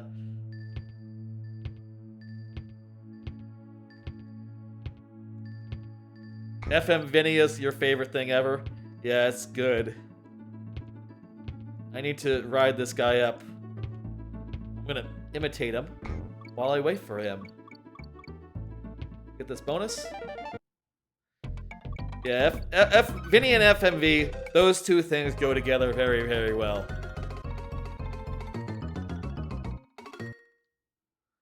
By the way, in this game, you don't actually have to win at the bonus. Bot Colony? That was Bot Colony the game? No, I'm thinking of a different one. I'm thinking of, like, the FMV game that I think, like, Vinny and Drew played back in the day. I don't know what that one was called. Bot Colony, was that the one where there was, like, that the one where there was, like, text-to-speech? And you had to put in, like, text-to-speech? Bioforge, that's probably what I was thinking of, yeah. And yeah, text-to-speech is Bot Colony. By the way, for those who don't know, aren't familiar with Giant Bomb, or Nextland, or any of the other sites that spun off that, you know, I guess in a way you could say that Waypoint also spun off that from Austin Walker. Giant Bomb, very, very popular video game outlet website, with a focus on gaming personalities. I watched a ton of that while Giant Bomb was in its prime, you know, and still follow like a bunch of the people that came out of that, you know, such as Dan Reichertz, such as you know, the Waypoint, the people who went over to Waypoint, such as Patrick and Austin. Technically, Austin founded it, so I guess maybe gone over is the wrong description for Austin as far as Waypoint goes. But you know what I mean, right? Like, I followed the friends of Giant Bomb for ages. You've been a member since 2015. I found Giant Bomb, like, in the era where it was new enough where you could realistically watch every quick look that existed, right? And then still be hungry for more, you know? Like, it was like, there were maybe 6 months of quick looks when I first found the site. And I watched every single one of them, and I was in like a couple of days, and I was like, holy shit, this is so good. And I remember the first time I watched these quick looks, I was like, oh my god, who was this posted by? Drewbert. Who is Drewbert? Not really understanding at the time that, like, that was just like Vinny, that was just like a member of a site, and you know, it didn't really matter who uploaded it. All the content on GiantBomb.com is the Giant Bomb content, right? But that's just how I knew to find content from the same people that did it, right? I would just, you know, if on YouTube you go to a channel and you watch all the videos from that channel, from that uploader. You used to listen to the Bombcast on security patrol in the car from about 2019. Or, sorry, about 2019. Jeez, what am I saying? 2012. Sometimes I can't read very good. Sometimes I say the wrong thing, use the wrong word, and you just gotta figure out sometimes what word I meant to say. You started listening right before Ryan passed? Yeah, damn, yeah, that was just a hard day for all of us. Jeez, I remember, like, at the time I had just gotten a, jeez, that is right. I had just gotten a new job, which is coincidentally the same job I'm in now. The same job that Ah! You cannot fly over that gap from the bottom. And yeah, that was just a rough thing to learn about, you know, in the middle of summer, and like, yeah. Yeah, I don't think I've ever been as impacted by like a media creator, like the death of any other media creator. Okay, here's what you gotta do here. You gotta jump from here if you want to take the bird over to the other side. And I think you do have to, right? There's... Oh!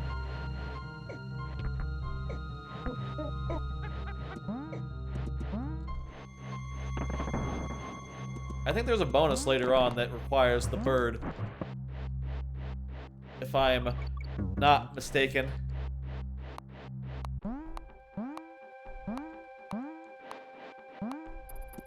Here we go. Bonus right here. Samuel Him and Monty I'm not familiar with those guys, but right, I imagine that those are some folks that passed away that you were really impacted by. Sorry to, sorry for your loss. I'm sure they were amazing, you know. Any other? Was the creator of RWBY. Ah, never watched that myself. Yeah, I never got into that whole business. I understand that was very popular though.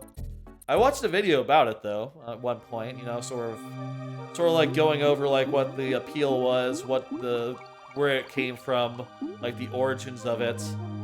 Basically, apparently the whole thing was that these guys they made like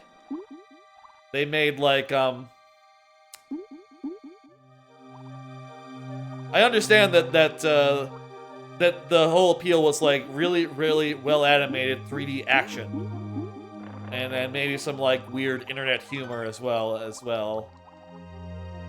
And yeah, the new GP crew.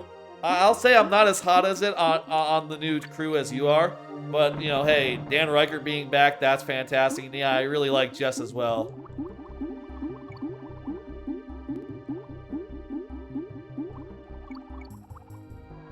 It's great to see Giant Bomb have a new life, you know? I feel like there was a time where you could just really, where like things were on the decline, I guess.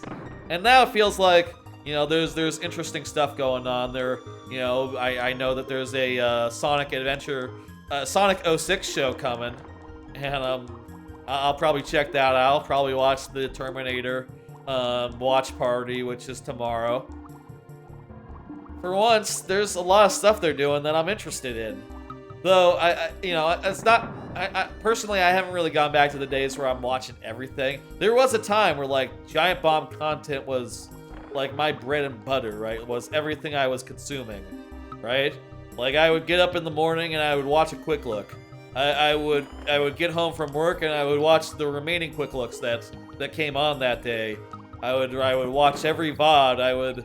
I would make sure to watch every stream that ever was, and I'd listen to the Bombcast as well. But you know, I'm now more of a, you know, now I more just watch like when it's convenient or when it really speaks to me. And also, you know, there's also a lot more out there, you know, between like other streamers I want to watch, you know, other podcasts, that sort of thing, where it doesn't take quite the priority it once has. But you know, shit, I'm happy Dan's there and he's doing some good shit.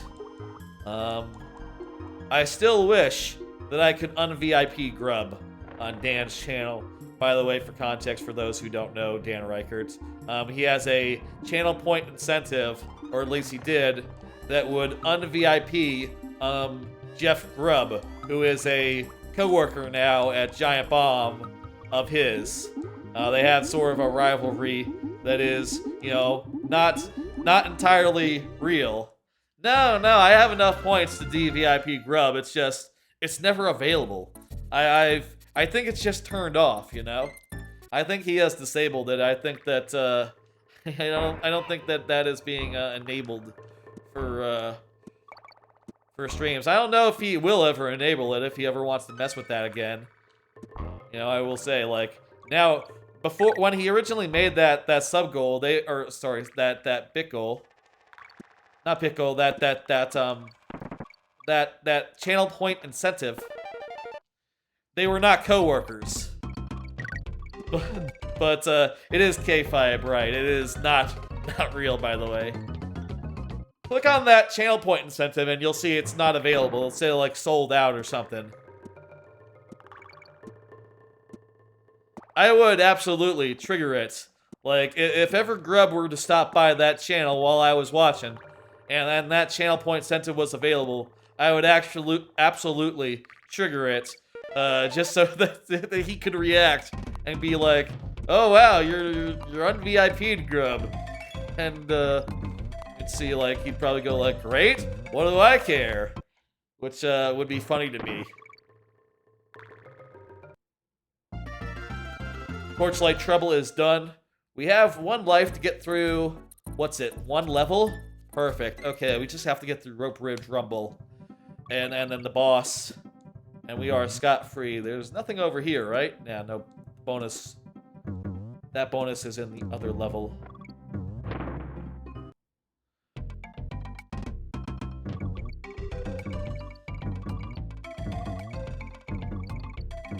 Winky! I love Winky.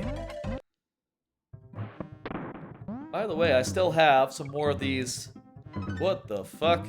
Felt like I jumped higher than that bee. Still have some of these cards. These cards have things I want to discuss on it. Alright, I've been continuing to play Death's Door. Last stream, I mentioned that I had gotten to one of the last bosses in the game, the last of the 3 big souls. I'm not sure how much of the game is left after this point because, you know, I haven't beaten the boss. I don't know what happens when you get all the souls. All the big souls. But, been like, since I've been unable to, like, beat that boss, I've been running around collecting more optional stuff, getting, like, optional weapons. I just found, like, all the optional weapons and also, enough shrines to get a health upgrade. So, I guess now I'm in a better condition for, like, actually beating the boss next time I play that game, maybe. If I were to keep trying on like, is it a spoiler? The beast that lives alone at the top of the mountain. That's what the guy tells you at the start of that bit. I can't believe the frog killed those guys. Winky killed those guys. I thought I was gonna lose a frog there. That game's good. Ooh, right, big jumps. Let's just go under.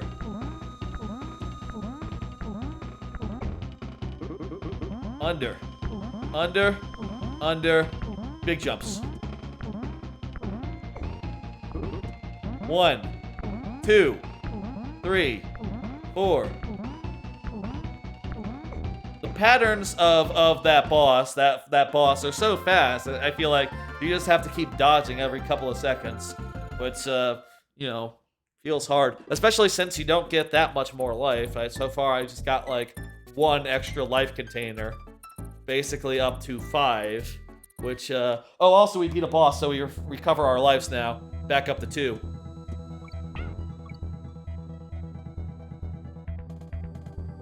Right, let's do this. Get this, go in here. One of these bonuses in this level, I think, has a hidden bonus like right after it. So we'll have to get 2 bonuses in that.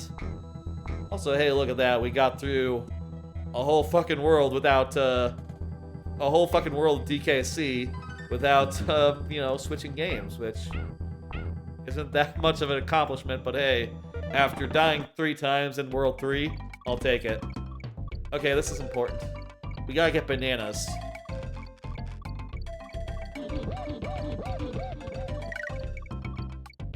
I'm gonna jump when the balloon is above me. There we go.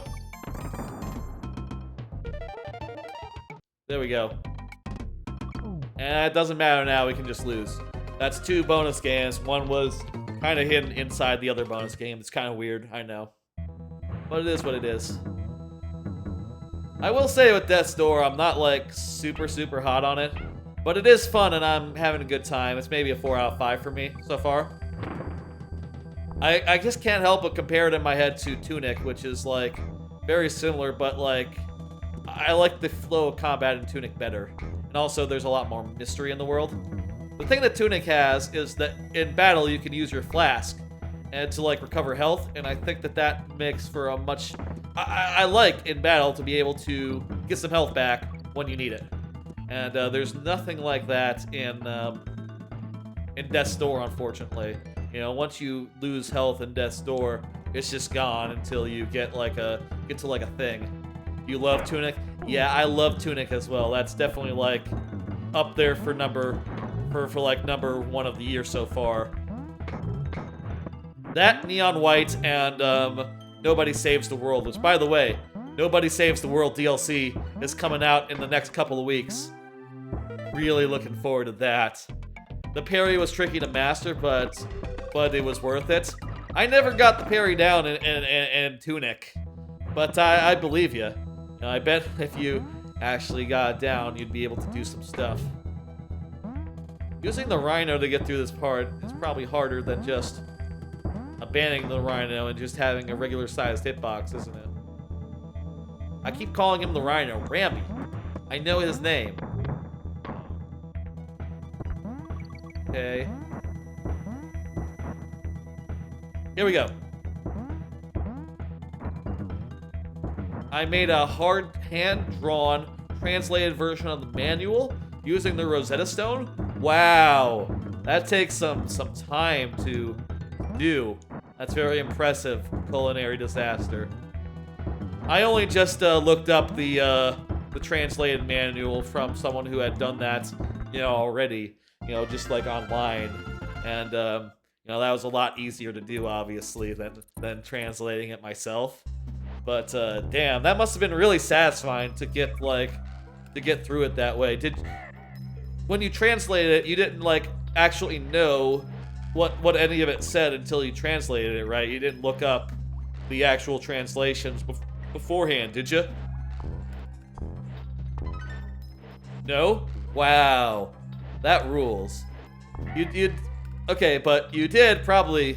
Did you figure out the language on your own, though? That's probably a part...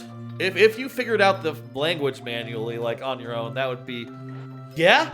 Holy shit! Man, when people on Reddit figured that out, I was just like, holy shit. How do you even start to figure that out? Yes, it's a phonetic language, that's right. Like the way that vowels and consonants are coded. Like, where do you even begin? What was your quick brown fox? What exactly clued you in? You started with north, south, east, west. Oh! Oh! Around the compass? That's what that says? That makes perfect sense if you think about it. Wow. Holy shit, that's smart. That's clever. It never even occurred to me that could be what that was. God damn, dude. Shout out to Culinary Disaster. Holy shit. I'm impressed. I just figured that, you know, honestly, when I saw that language, I was like, you know, I was kind of like, well, this is complicated enough where if no one ever figured this out, I would believe that it was just like supposed to be indecipherable, you know? But goddamn, dude, that's... Oops. I need to get that bonus. Oh. I thought that guy would jump off the platform. I thought that guy would land on my platform and I could jump on him to get the bonus. But that is not the case. We lost one of our lives, but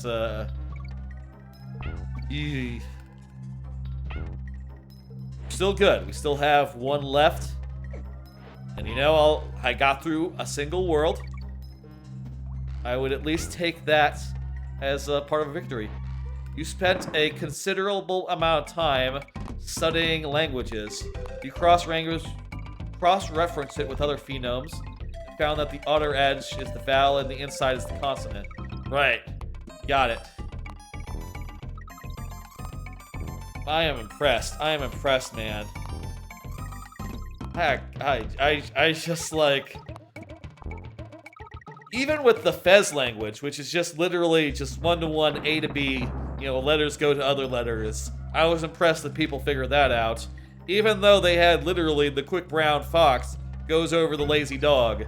You know, that was in-game, and still, I feel like I had to be told, like, what the language was. I looked on the Reddit, or whatever we were doing at the time, looked on Reddit and saw what people were saying, and that's how I figured out that stuff. It really looks like that guy is supposed to jump off the platform, but maybe that was a glitch that he fell through originally, I wonder.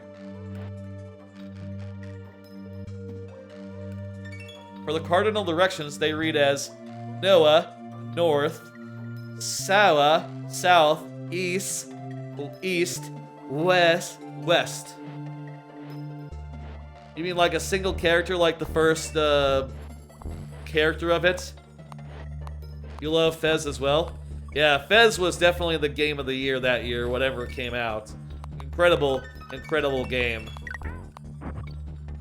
Just like full of incredible things to find, like huge, huge moments. Like, you remember the first time you walked into the Virtual Boy area?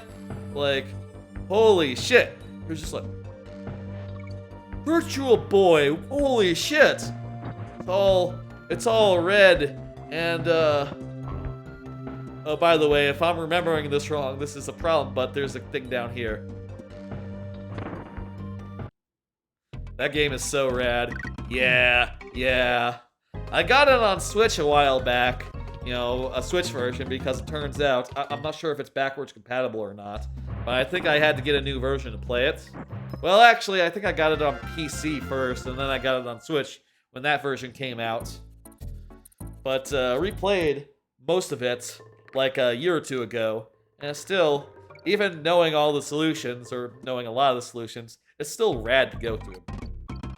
Still absolutely beautiful.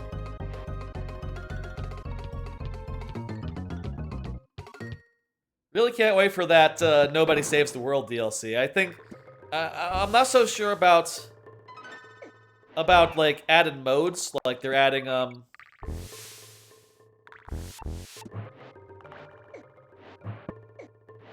like some sort of arena mode where you're like scored or whatever. I'm not so sure about that, but like the idea of new forms sounds really good to me. Like getting new forms, like new forms to play as in that game. It's presumably going to add a lot more options for your build, and hopefully it's going to let you create some ridiculous stuff.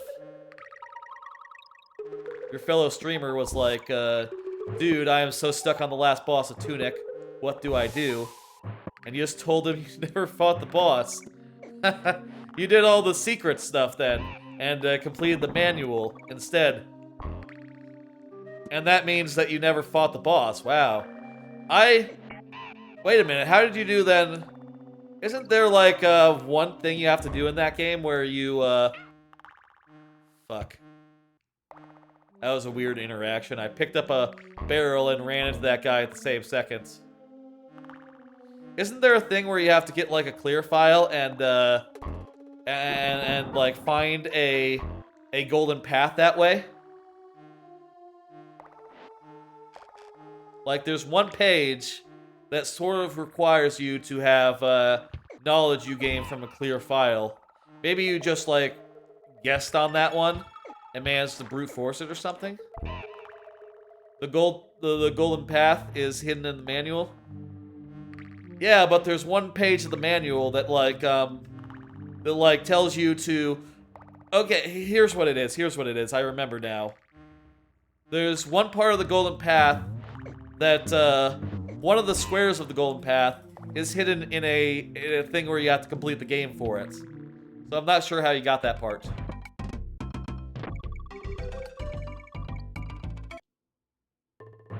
Isn't it like post-game, like you have to clear it and then it's like, by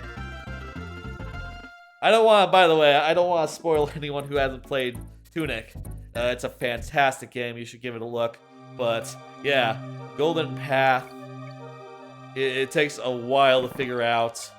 The first time I put in the Golden Path, the first time I did that thing that I will not go into further detail on, just so satisfying to have worked most of that out. I say most of it, like all of it out by myself. And yeah, you could not humanly brute force it unless you were some sort of machine.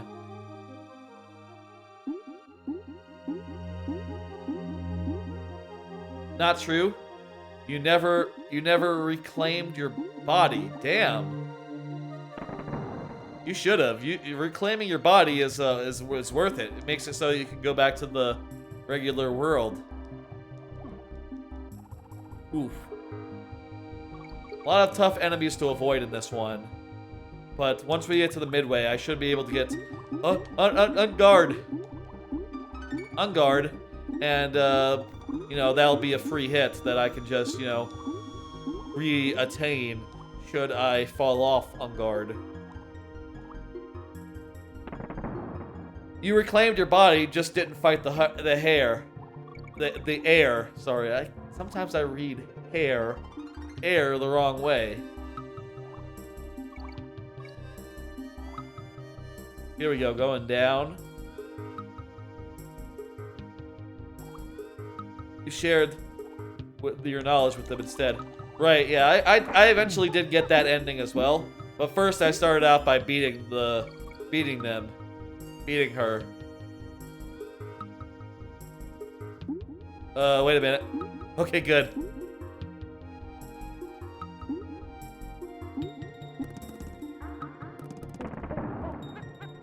There's so much air underwater. There's not much air underwater. I understand. You should go back and do that. I think, unless you replay the game, I don't think it's possible to actually fight the air at that point. I think you're gonna have to restart, which, hey, you know, I bet that's fun to start out from scratch and to go through the whole game again. I'll probably do that at some point, actually. I'll say typically, like, when it comes to the games that I consider, like, Game of the Year contenders, around December or so, especially when I get a bunch of time off, I like to replay all those games and, you know, really get them fresh in my memory so I can really judge them and compare them appropriately when making my top 10 list for the year. So, you know, eventually I had planned to, like, go back to... Thank you for the follow, Culinary Disaster. You weren't following before? Wow, okay.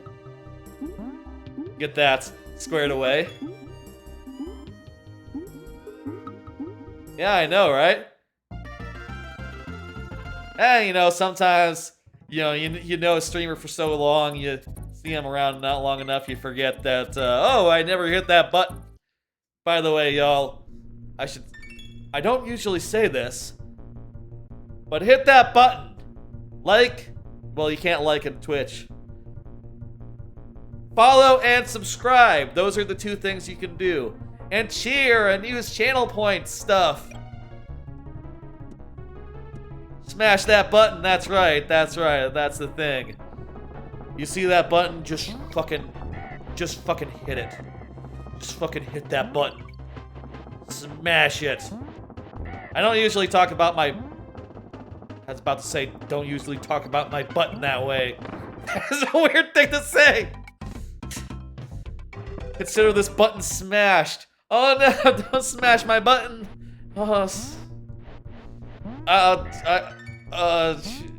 Don't be weird. Don't be weird. Don't be weird about smashing the button. Fuck. I lost my second life. I gotta go to the bathroom, folks. I'm gonna be right back. And then we're going to switch games on account of we ran out of lives. Real quick bathroom break. And then be right back. Gotta kick the dogs out. Well, this is the perfect time. I'm gonna go to. I should run a commercial. I know I never do that. I never run a commercial manually. But while I'm taking a break, I should put in the ad thing so that so that that stops pre-roll ads for a while, right? Isn't it like /ad or something? Okay, break time. I'm gonna try doing /ad. Let me know if that runs an ad. Maybe that'll stop pre-roll ads for a bit. I should really get better about doing that more regularly. Okay, break time.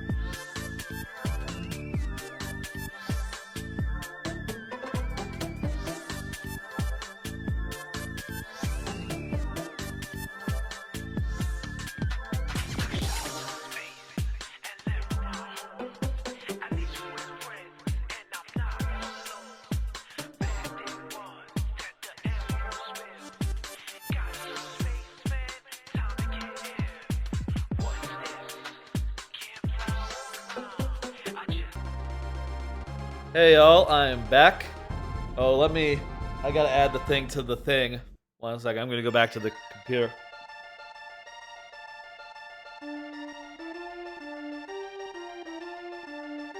Yep. Did the ad run? Did the ad run? I know Seagull doesn't know if that ad run, but I hope that ad run. And I'm seeing on the Twitch thing, it says preparing 1 minute ad. I'm not sure what that means. Do I need to run it? I thought you just hit the button and it ran one. I'm not sure what it means by preparing 1 minute ad. You might see a 1 minute ad when I didn't intend for one to be later on. I fucking don't know. Let me know if it ran. You didn't get an ad? Which? What? Am I supposed to, like, prepare my bathroom breaks, like, 5 minutes ahead of time? I don't get it. Great. Great. Anyway, let me, you might see an ad in about 4 minutes, unfortunately. Fucking Twitch. Anyway, let me add one more thing here. Died in, what's it called? Industries. Croc Industries? What's it called? Croc. I feel like Croc Industries. Whoa. That's weird.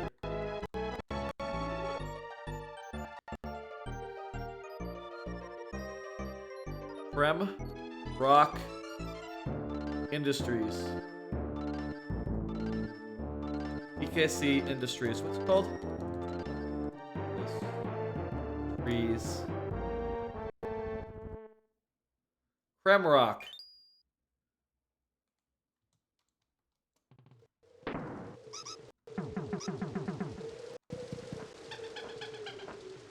Alright, that'll do.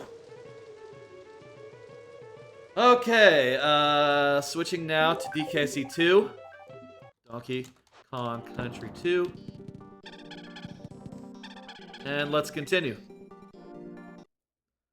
You could be wrong, LMFAO. Well, maybe it got ad blocked or something. That can happen. It says right now it's 2 minutes away from preparing an ad. There might be an ad in like a minute or two. Alright, DKC2. We're back to DKC2. I have 2 tries, and we are in the middle of the last world. I'll say it is 1 a.m. If we were to finish DKC2, finish it entirely, this run, with these 2 lives, I think that would be a fair end time for the stream. Otherwise, maybe we complete the lap. You know, go... Well, I don't know, actually. Maybe like... Either we finish the game, or we finish a world. Either a world in DKC, or a world in DKC3. Either or. Finish DKC2, or finish a world in either of the other 2 games. That's the plan. That's the plan now. I'm gonna head back to the couch, and let's try to do this.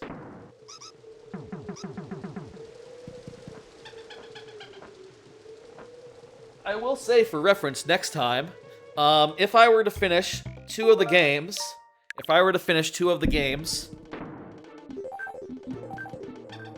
Oh, the wall you go through is over here, not below the zinger. Ah, shit. That's why I died earlier. Just remembered where the wall was.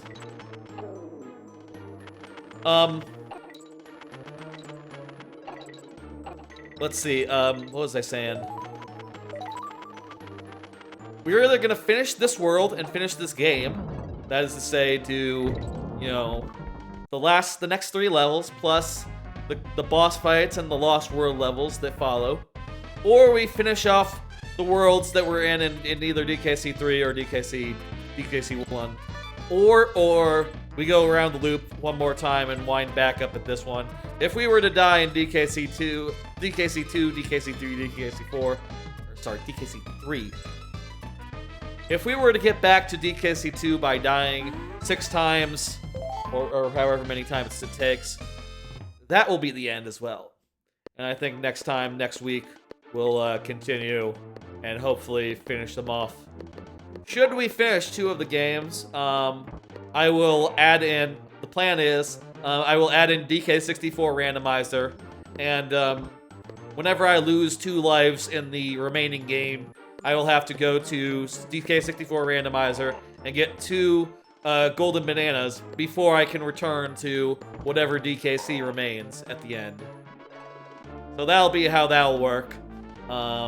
When we run out of games to switch to, DK64 will be added.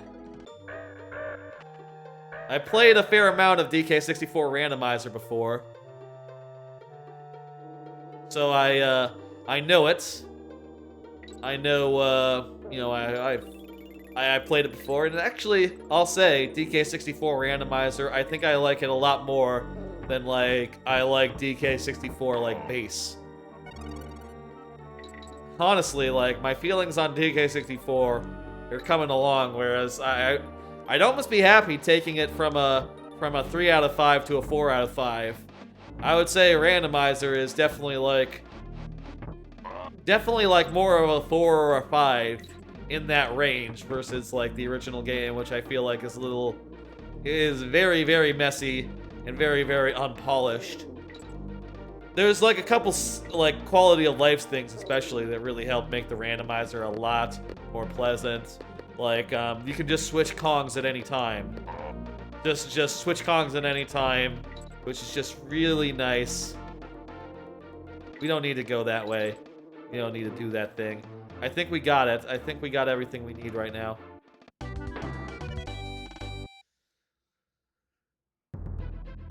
Yes, we got everything we need. Clapper's Cavern. Seagull, that got censored. Were you trying to post a link?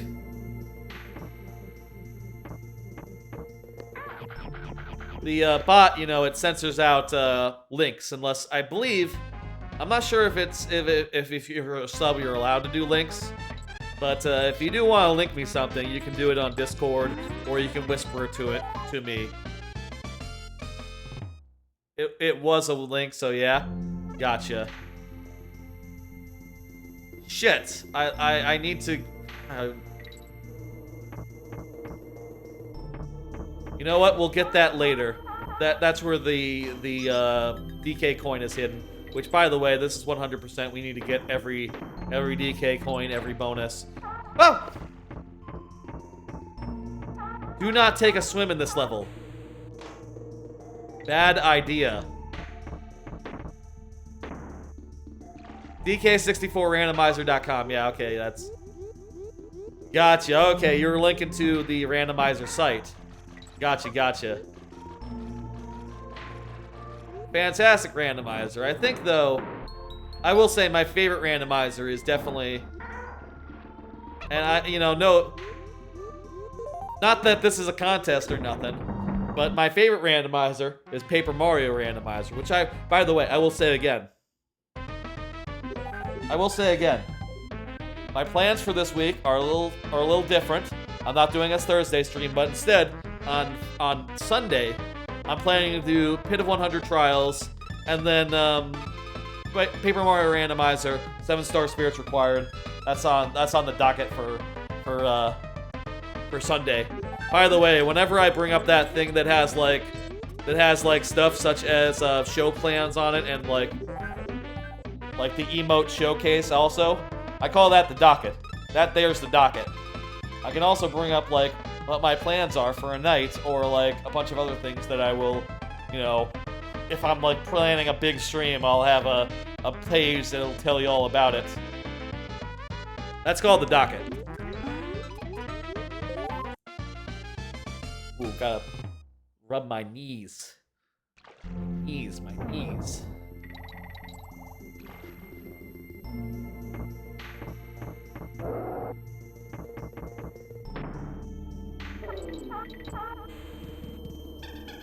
I missed the DK coin early on, but we can catch that later. we got both of the other bonuses already, so we are good to go. Just gotta get to the end now. Okay, there we go. Y'all see that hot D? House of the Dragon, you know. Podcast I listened to, post Game of Thrones, has been calling it Hot D, which I think is a very fun way to refer to it. By the way, they quite like it. It's really good. Hot D is a very good show so far. It's doing a lot better than the original Game of Thrones as far as like having themes, having ideas, and being more than just characters saying things that are epic to each other. You know? It's good, and you like it. We have to go through this bonus, by the way, to get to the DK coin. Hot D, I've been enjoying that, you know, I'll say.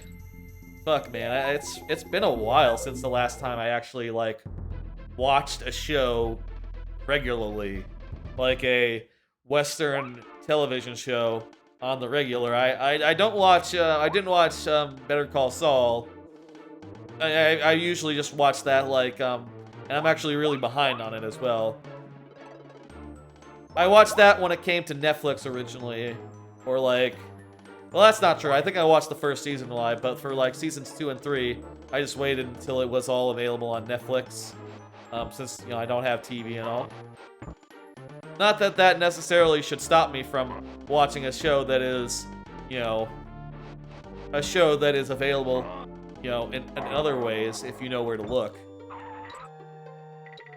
But, you know, I just wanted to wait for a while, and, where am I going with this?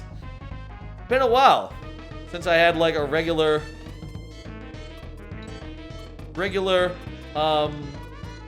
show to watch every week. You know, I do watch anime every week, obviously, but, been a while since, like, a regular, like, live action 50-minute whole thing that I really got into one, and it's nice.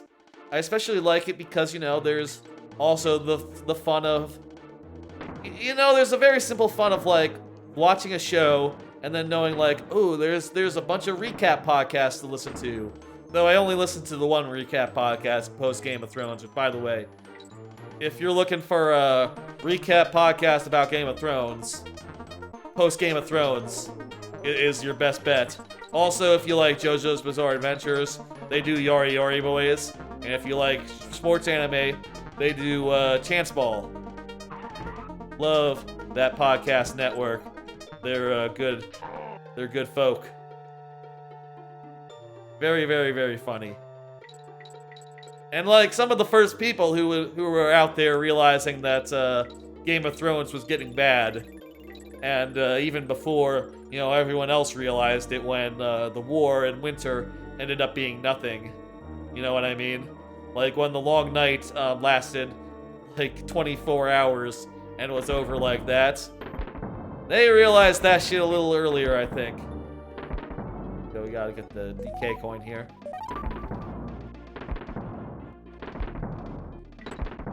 This part always scared me as a kid. I guess actually a lot of parts of this game scared me as a kid. But like going back and forth there, avoiding those balls, scary as fuck.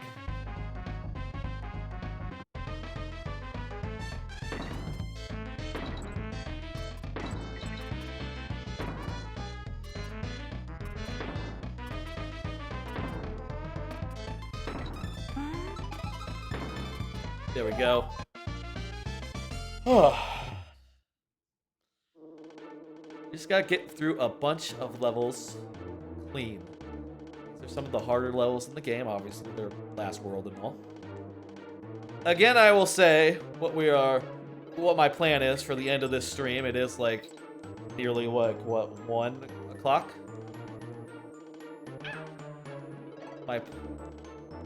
Fuck!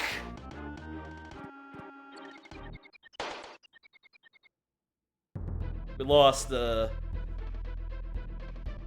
Okay, my plan is, if I can get through this whole game and finish it, we'll call it there. If not, I will look to finish one more world in DKC3 or DKC. If I can't do either of those things, if I were to die in DKC as well, then that is the end. You know, if I were to go, like, all through, but, like, I only have 2 levels in DKC to get to the end of a world. I only have, like, 2 levels to get to the end of a world in DKC3. I think we can finish off one of these worlds, and then call it a night. Or maybe finish off the whole game in DKC2, possibly. There's only, like, a handful of levels left, after all.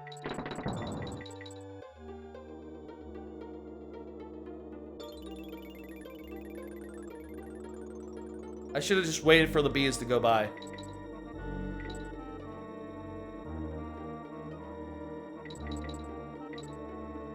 Just wait for them to go by. Not worth racing them. There's no getting by them when they're already past you. I love shit like this where, like, it looks scary, but if you just keep moving, it's harmless. Will never hit you. That's good design. That's good design. I mentioned it earlier, but since DKC2 and Mario Odyssey are my top 2 games of all time, maybe for my 1-year anniversary on Twitch, maybe, like, playing those 2 games would be, like, back-to-back would be on the docket, on the agenda. I have, of course, you know, done a stream where I beat DKC1, 2, and 3 within, like, 6 hours, any percent, back to back to back. But maybe it'd be fun if I've never beaten both of those games on the same night. Could absolutely do that if I so pleased. Odyssey isn't that long, and you know, if I was just doing any percent, I think I could do DKC2 in, like, a couple hours.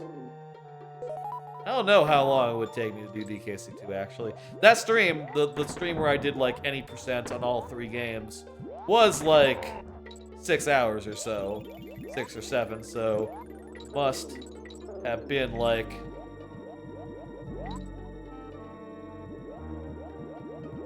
Must have been, like, 2 or 3 hours on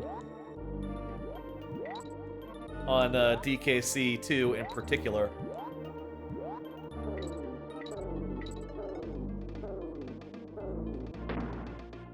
Okay, we squawking now?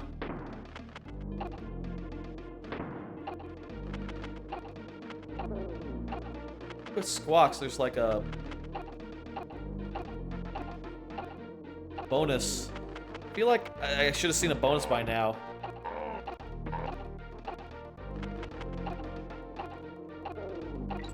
Use this shortcut.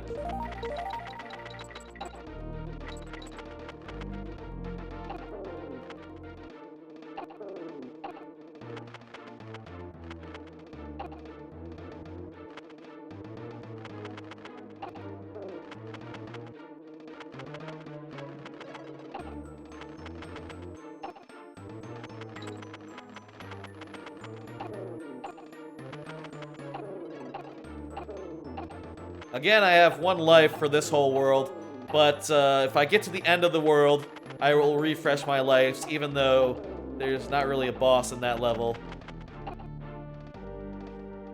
Not really a boss, but I will count it as a boss adjacent. It is a final level in the world. You do return to the map screen. I think that ought to count for refreshing my lives. I feel like there might have been a bonus in the Rattly area, but I'm not sure where exactly that would be off the top of my head.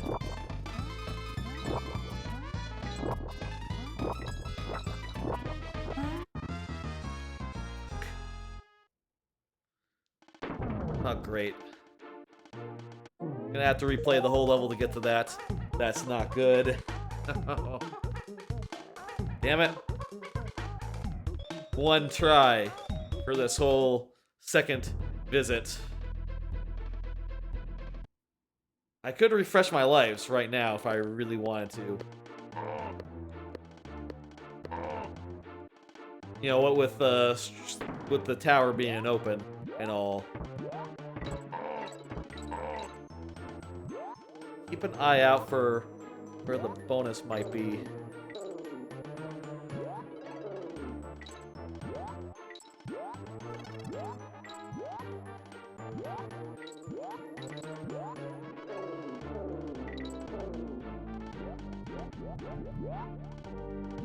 DK coin hidden there, beneath that guy. Where would the bonus be though?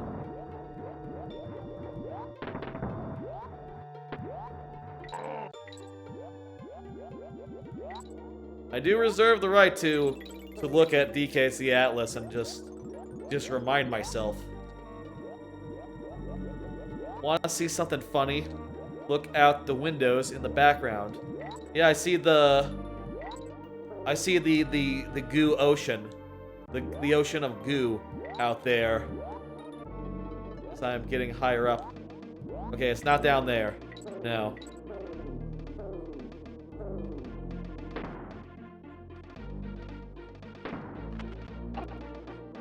Grabbing the checkpoints.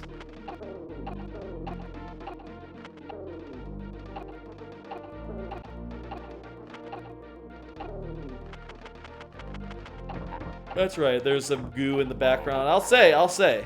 This was very impressive at the time. The use of, like, all that business in the background. It's not off to the right, is it? No.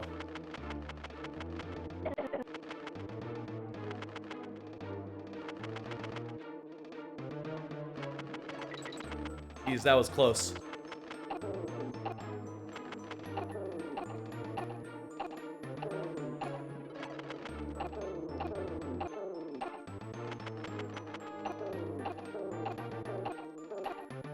If I can just get this bonus, I'll be happy for now. You thought it was an unfinished texture? Ah. No, they didn't really have stuff like that, I don't think, at the time. You know, like, I think at the time, you know, like... you know, come to think of it, like, when did, like, an unfinished texture become a thing? Right? Like, your orange, your texture that's just textured with, like, a orange box that just has writing on it or something that says, like, I'm a texture. That feels like it's more of a thing, like, post the N64 era, like, maybe around, like, the mid-aughts to me. I think we still have to get one more. 1 second, let me check. Finish texture. Oh, no, we got it. We got it. That was all. Okay. There was no other bonus in there. Whew. I thought for sure we were missing something. Alright, this is kind of a boss fight. I mean, hey, we got a token as if it was a boss fight. I think that counts. We're reviving our thing, which is nice because there's only 2 levels in this next thing, the Flying Croc, and 4 left in the game. We beat these 4 levels. We clear DKC2, and if we do that, that'll be the end of this here stream for tonight. We'll be back again next week for more DKC1, 2, and 3. Played in this fashion. Though, if we do that, DKC2 will be done, you know. No longer will DKC2 be in the lineup. It'll just be 2 and 1. We clear one of those, then shit. If we were to clear one of those, we would also, I don't think you can get up there without your Diddy Kong, so we'll have to come back for that on another second trip. First, we got a bird to beat. We gotta beat the bird. Take this shortcut. That's gonna make it easy to beat the bird. Well, still nothing to cough at. Go over to get this DK coin. Ow. Wait. Fucking!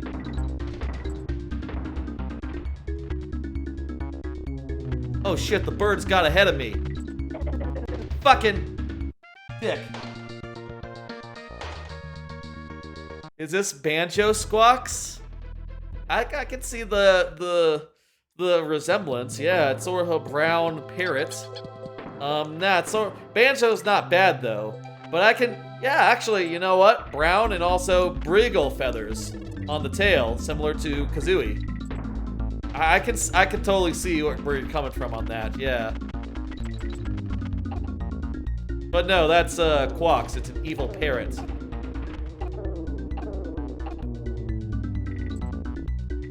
This time we're just gonna go right down. Shit!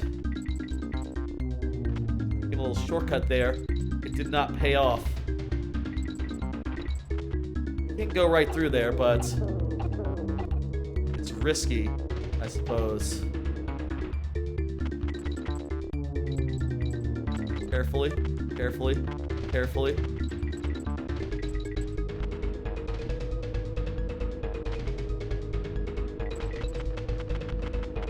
Fuck! Damn it. Oh, that's the... No luck there, then. No luck there, then. Not going to be beating that today. Let's go.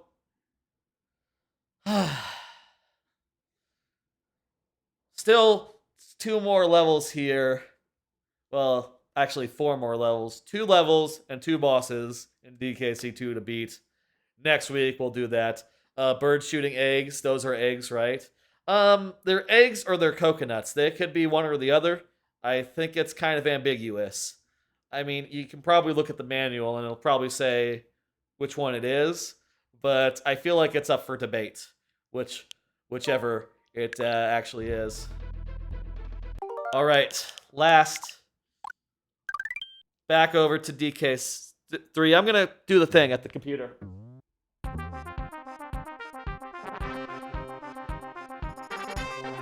Okay. Switch the heads over to DKC3. Switch the game over to Donkey Kong Country 3. And in the explainer, add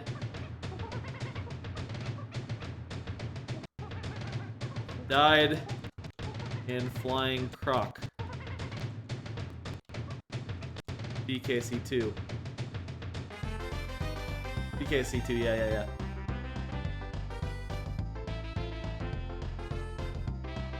Hang on, I'm seeing a weird thing. 1 second. I've never seen that before. It looks like the text box will not display any further downwards than it has, huh? 1 second, I'll I didn't know there was a limit to how far a text box could render in OBS. 1 second, I'll just duplicate that real fast and put the additional lines in there.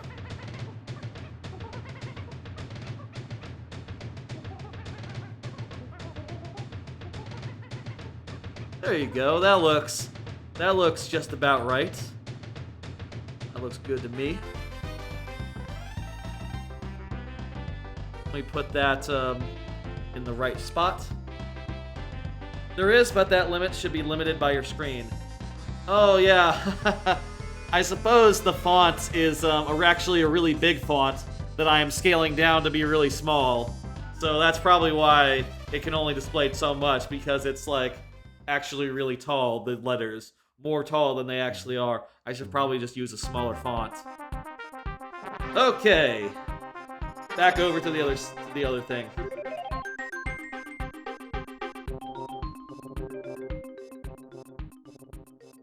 Alright, did I switch over? Is everything updated? Okay.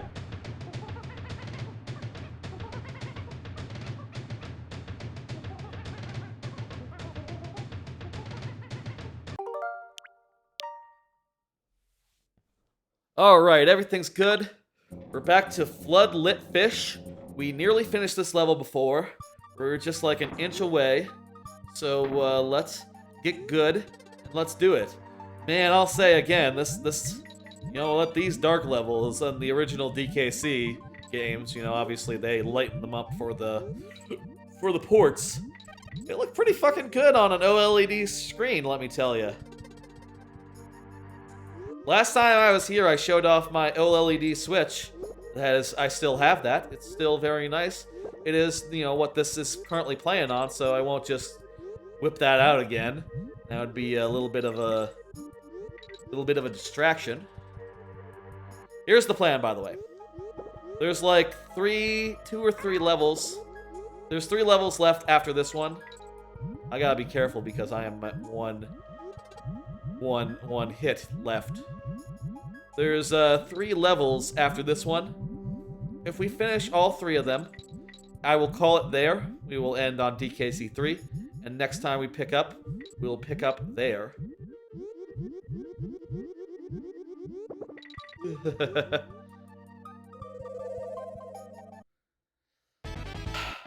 If not, we'll try to finish the last world, the world that we're on in DKC. And if we fail at that, you know, that will be the end of the stream. There are multiple potentials for the end of this here stream. I just want to get a nice stopping point, you know, where we finish a world and we are on to the next one. And also I don't have to deal with, like, the heads, the state of the heads, or anything.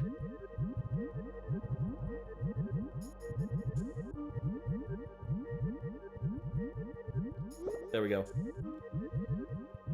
I'm not sure the schedule for next week since Monday is a holiday and all. Maybe we'll do like Tuesday Mario Maker, Wednesday this, or maybe we'll do it on Thursday even. Not sure. We'll figure it out over the weekend, I guess. Or maybe I'll just do Monday, Tuesday as normal, even though it's a holiday. I like to do nothing on the last day of a weekend, you know? Okay, with that level done, there's just a couple here left. Plus a boss. We gotta beat the boss too. Just a couple here left. This level is basically your animal antics. This level right here, you're gonna go through and you're gonna get animal antics from the DKC2, which you haven't seen, but it's a similar idea in that you go through all three, what am I saying? All of your animal buddies in sequence. All 4 of them? All 4 of the ones that you actually ride. And it's pretty cool. Like here you see we're gonna do an unguarded sequence after doing the squawk sequence. Let's see, what are the fucking mini games in this one? Where are the bonus levels? There's one near the midway. Also, you are riding them this time, so, you know, you can lose them and regain them, and you are not transformed into them, which makes it a little easier than Animal Antics, I'll say. Because you can always, like, regain your dude, and, you know, go on without them as well. If you were to so choose.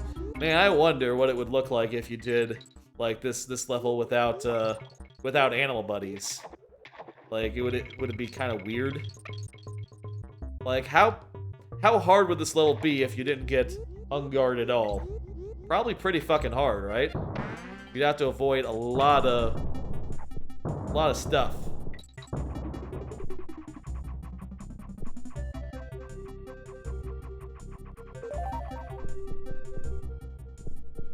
I know there's one bonus at the end of this.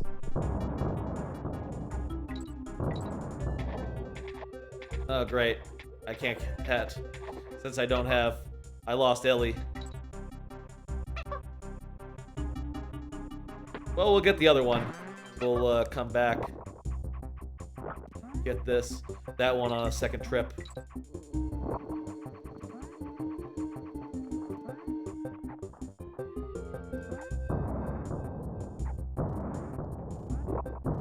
Climb up here. There's a bonus up here, I think. I think actually both of the bonuses here are in the second half, so that's fine. We know where both of the bonuses are.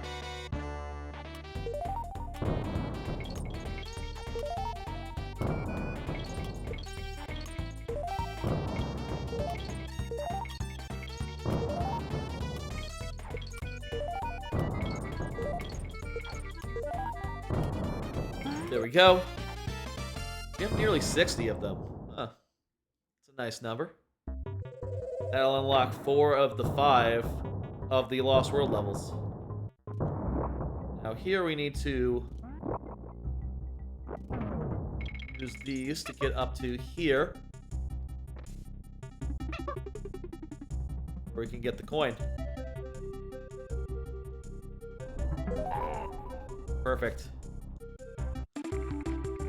Okay, need to get that one what we missed. Then there's just oh, there's only just one level after this one. Okay, cool. One level and a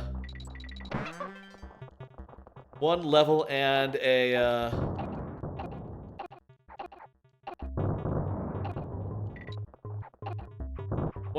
boss fight. We get through that. Ooh, I did that same dodge again. Wow! Doing pretty well today. Look at that. We're just dodging all the enemies. Left and right. Those are some good maneuvers.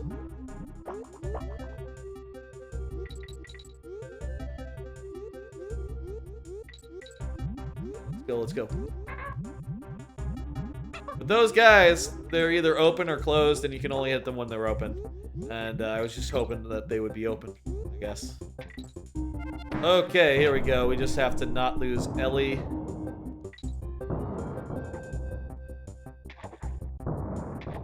Or regain Ellie, should Ellie get exploded.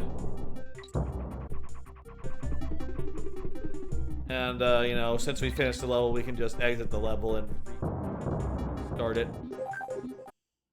If that were to happen again, for instance.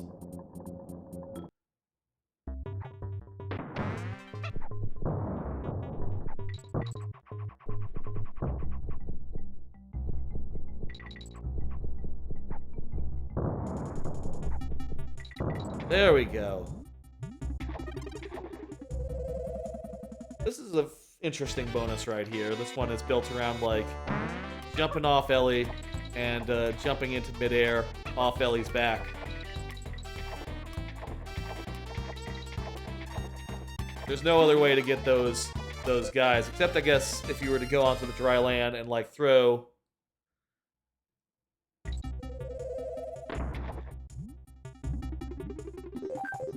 We did get the DK coin in this one, right? Yeah, it's there. Perfect. Okay, Ropey Rumpus. This is a good level. I think, like, all the sideways climbing levels in this game are fucking really good. Some of the best levels of the game are, like, this, Creeping Clasp, the other, and the one that's, like, vertical clasp level. Those are, like, 3 of the best levels in the game. I think that, like, this one is no exception.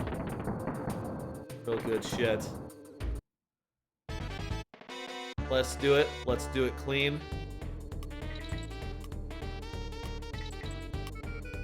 Ooh. There we go. I think I still got one more card left. I've been rewatching Remake Our Life. That's a show from like a year ago or so. It's an anime about a guy who goes back in time to attend art school, basically. Pretty goofy concept, but I think, like, one of the interesting things about it, at least the pilot, or say the pilot, the first episode, that, like, is really interesting is that, like, another show with that premise would have it so that, like, oh, he gets home. The show starts with him getting home after being laid off or some shit, and going like, oh, geez. Like, oh, I remember last time I was here. What if I were to go to sleep and wake up in the past or some shit when I could have went to art school and then decided not to? And then he goes to sleep and he wakes up and he's like, oh well, that wouldn't make sense if that were to happen. It doesn't work like that. And then there's a whole like 15-minute sequence where he finds another job.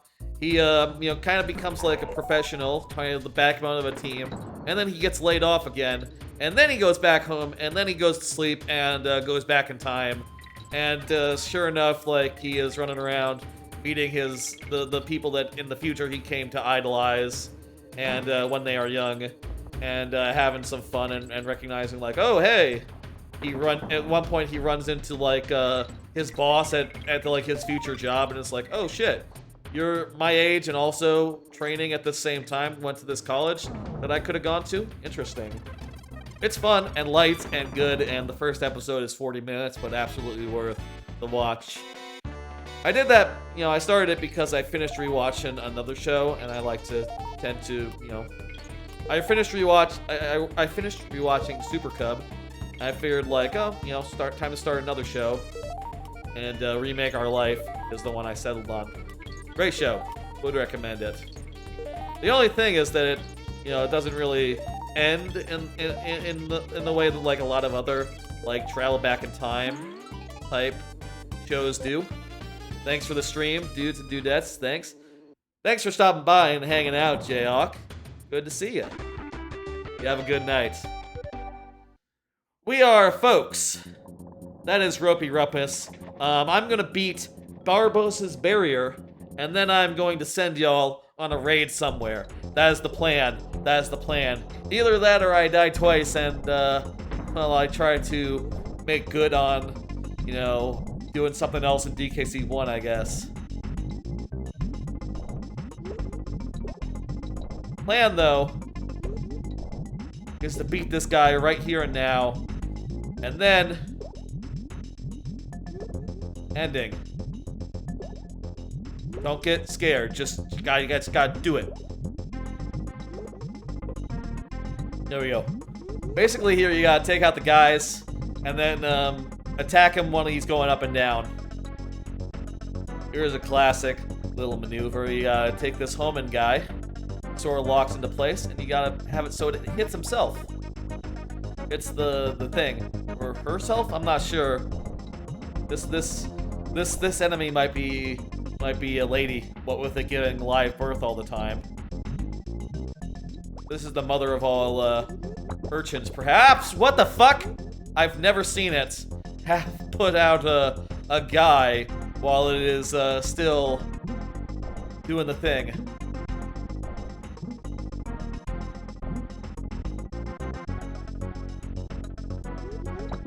Wait for it to stop shooting things out. Then make your move.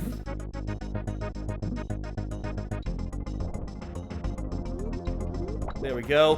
One more poke, and we will be ending.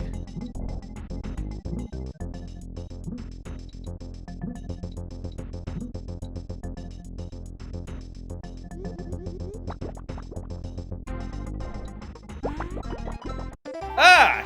Yeah! Alright, folks. There we go.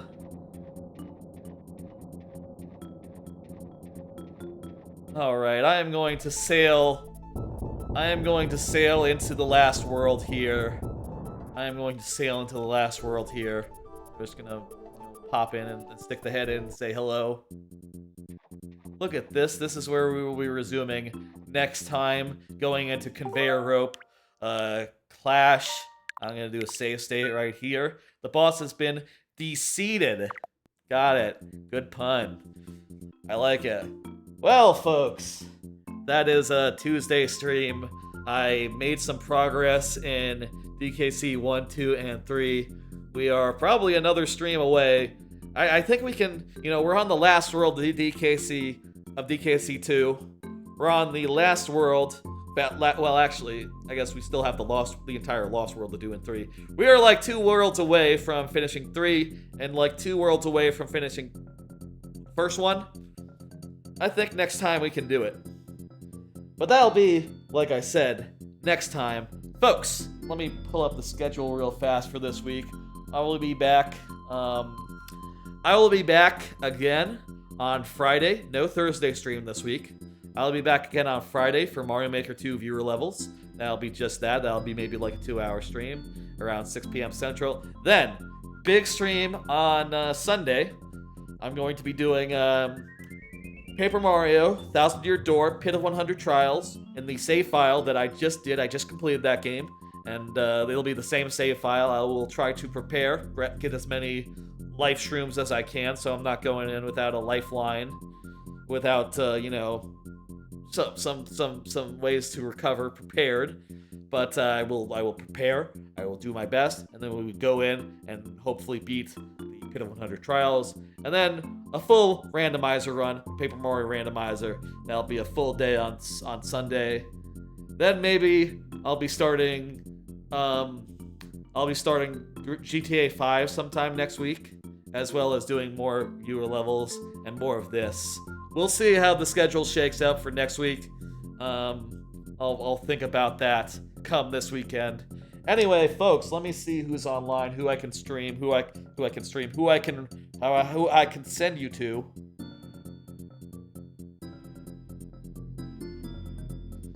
Let's see.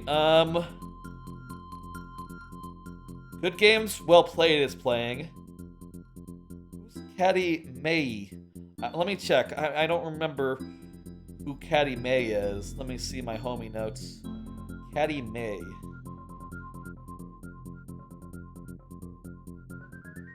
But let me see. Caddy.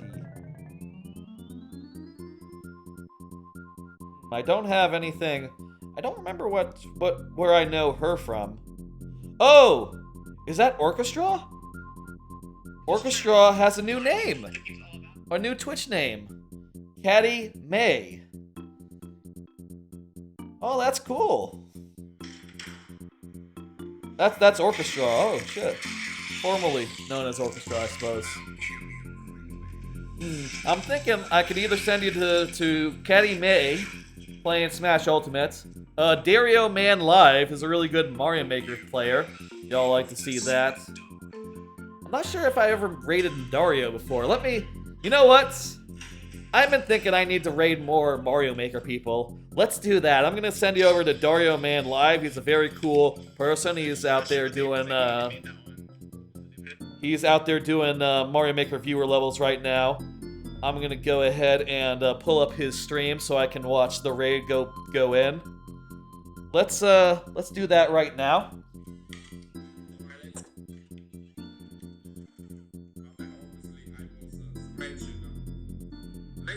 I'm not sure if I've done a Dario Man. Hello, ZZ Ben. How you doing? You caught me just as I was doing a raid, but look there, you can see the schedule. You can see the schedule. You want to come back another time? I am streaming next on. I am streaming next. Next time will be Friday, and then I'll be doing a big Sunday stream as well. Dario Man Live. There we go. Raid has been created, folks. Thanks for joining me for Donkey Kong Country 1, 2, and 3, wherein every 2 lives I switch games, every 2 deaths I switch games. I have died quite a few times, but we are nearly done with all 3 of these games. I think next time, which will be like in a week from now roughly, I'll be able to finish these games and finish them off good. In the meantime, come back Friday for viewer levels, Sunday for 1,000 Year Door, and Paper Mario Randomizer. And we'll see next week. There'll be more viewer levels, and there'll be GTA 5 playthrough, starting that at some point. I will see you later. Y'all have a good night. Bye, folks. And yes, Eagle, I see you. Thanks for the stream. Yeah, cheers for the stream. Appreciate it. Bye, folks. He send you off. Give Dario our love.